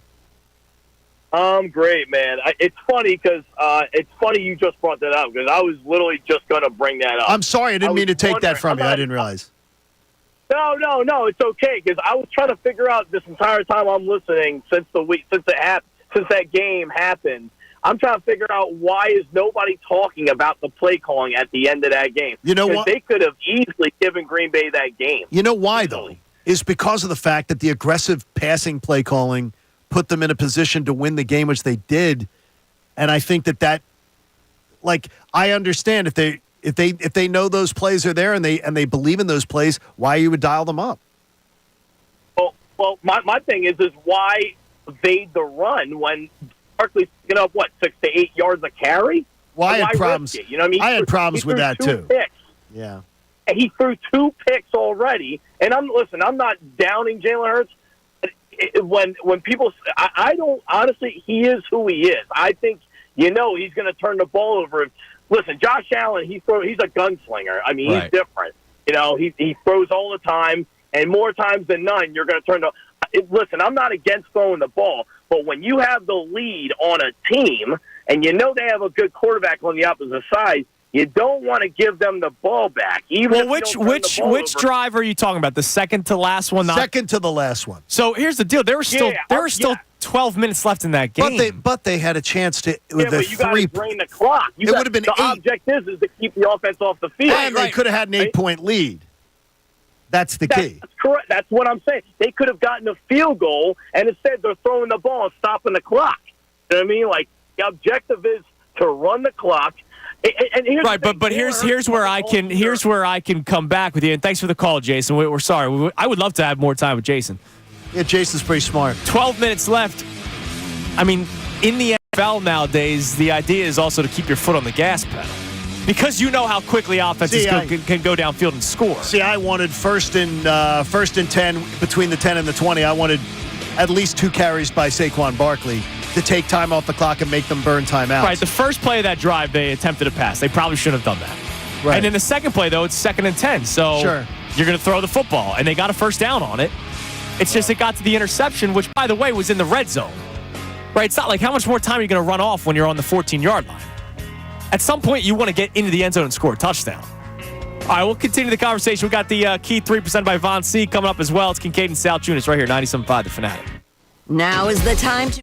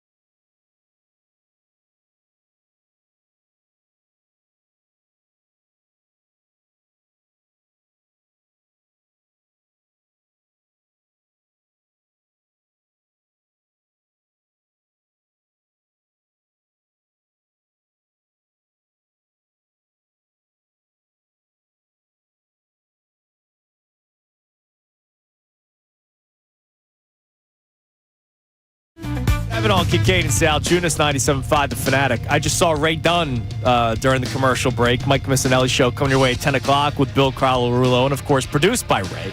Ray's letting the beard continue to grow. I think Ray looks distinguished. So I just thought of something. I just talked to him, and I was like, wow, you're letting the beard grow, blah, blah, blah. Maybe he's trying to make Mike really comfortable. Because Jason Martinez used to have the big beard. Could be. So maybe Ray's trying to pull the Martinez beard out there. Telling you. Is that what I mean, it's a good look for Ray. I just asked him, I was like, are you going for something? He goes, no, I'm just being lazy. And I've done that before. We just don't shave. You're an always cleanly shaven guy. I try to like. Have you ever let it grow out? Ever? No, because it doesn't look. Well, I've had a goatee before. Okay. On a bet. I lost a goatee bet. Yeah, but okay, so you lost a bet, but you've never said, I want to grow out facial hair. No. I had to wear a goatee bet because of Mark DeRosa. Losing a bet to Mark DeRosa, and I had to dye my hair blonde because of Mark DeRosa. See, I'm surprised you even ever put the hair on. Well, on the line? On the line. You love your hair. I was so sure that I was right about the Braves, and I was wrong, and they ended up winning the division. How about that? And I bet Mark DeRosa that I would be blonde and come and pose for pictures in the clubhouse, and I did. There are some guys you can see with a beard and see without. I can't see John with a beard, Connor. No. Nah. No, I'll try it sometime in the winter. Christina likes it. Like, she likes me with facial hair. Well, then they grow it out, man. Because I can't. It's too spotty. 2024. Everybody's doing it. It's too spotty on the side. I think it looks total soy boy. The spotty, the guy with the spotty beard that's trying to grow a beard that just says to me, man, I don't know. Right. I'm walking my cat. It just doesn't fit. Wait, so it just doesn't fit. If you can't grow out a full beard, there's a guy. You're There's a a guy. cat walker? Okay, there's a guy with a spotty beard who walks his cat out of the. There's where we live. There are different housing communities all over. And this guy walks a cat on a leash. Hey, he wants to get some exercise. I have never seen Dude, Mr. Whiskers is fat. Well, guess what? I need to give him a leash. I could call this guy Mr. Whiskers because he thinks he's got a beard and he doesn't. I just expect him to be wearing a skull cap with a ponytail. It is time now for the Kincade Salciunas Key 3 presented by Von C. Now, the Kincade Salciunas Key 3. Today's best. So, our question today, and this is one of these topics where there can be a million answers, and we might not agree on. But the question is, what are some things that we worry about too much, and what are some things that we don't worry about enough? Now, you, John, are Mr. It doesn't matter till it matters, right? And I think people don't worry enough. Right, about certain things. When they see it in front of them, they see the red flags. It's like a guy or a girl in a relationship. Mm-hmm. They see the red flags, or they start a relationship with someone who's a serial cheater. Right. And they think, well, they're not going to cheat on me. Right. We're in a great relationship. They see the red flags and ignore them. And I think, as a whole, this fan base does that all the time.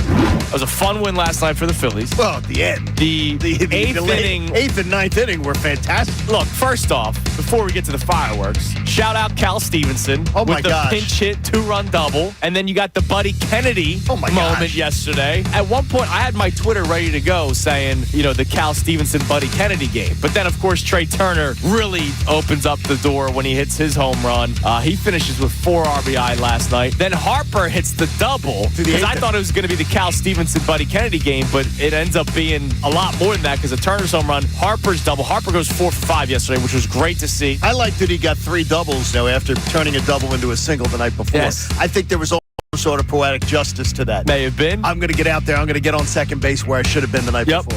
I want to know about some of the things that's going on right now that we probably worry about too much or we don't worry enough about. And I thought of this topic because I had a realization over the weekend, and we finally got to it yesterday when we did our second opinion segment. And I had a realization over the weekend about Jaylen Hurts. We worry way too much about how he is viewed by people across the country, about the Nick Wrights of the world, about ESPNs and CBSs and Foxes and anybody that has a platform that puts together their quarterback rankings. We worry too much about it. We as a show, come next offseason, damn it, we're going to do it because there's content to be filled from the end of the Super Bowl to week 1 kickoff. So we're going to do it. And we will react to others. But I think we almost make too much of it because ultimately, John, and I said this to you yesterday, and I'm probably in a firm belief of this Hurts now, Jalen Hurts doesn't have to be a top 3 quarterback in order for this team to win.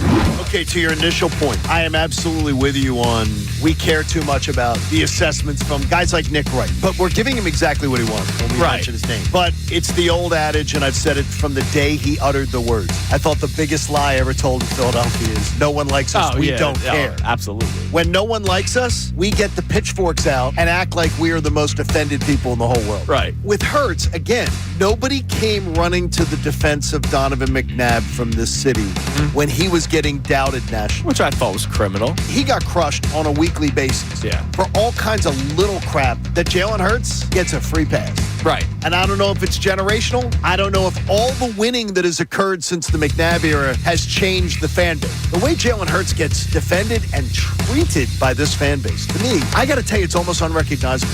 He joins us every single Wednesday. Adam Schefter. Saquon, I think, is going to be a huge piece. And I don't think he's 3 touchdowns, but that's what I was expecting out of him this season. I'm expecting, if he can stay healthy, knock on wood, a big Saquon season. A big Saquon season incoming.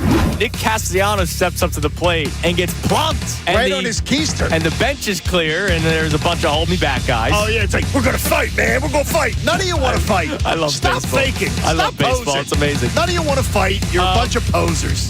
Jalen Hurts doesn't have to do that much. There's going to be games where you're going to have to rely on Jalen Hurts. That happens every single year. There are some games like Friday night where he just needs to make a couple plays and move away from some of the mistakes that he made, and this Eagles team will still score close to 30 points a week. All right, that's the Kincade Salciunas Key 3 presented by Von C. The Key 3, of course.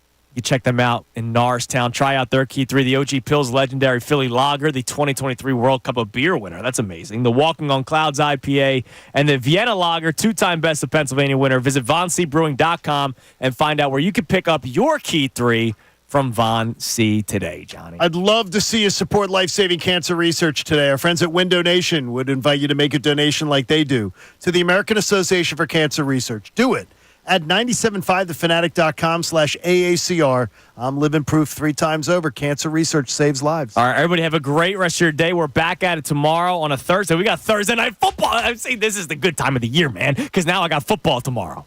Football tomorrow. Everybody have a great rest of your day. Coming up next, the Mike Missanelli Show, Bill Colarulo and Grizzly Adams. Right here, 97.5 The Fanatic.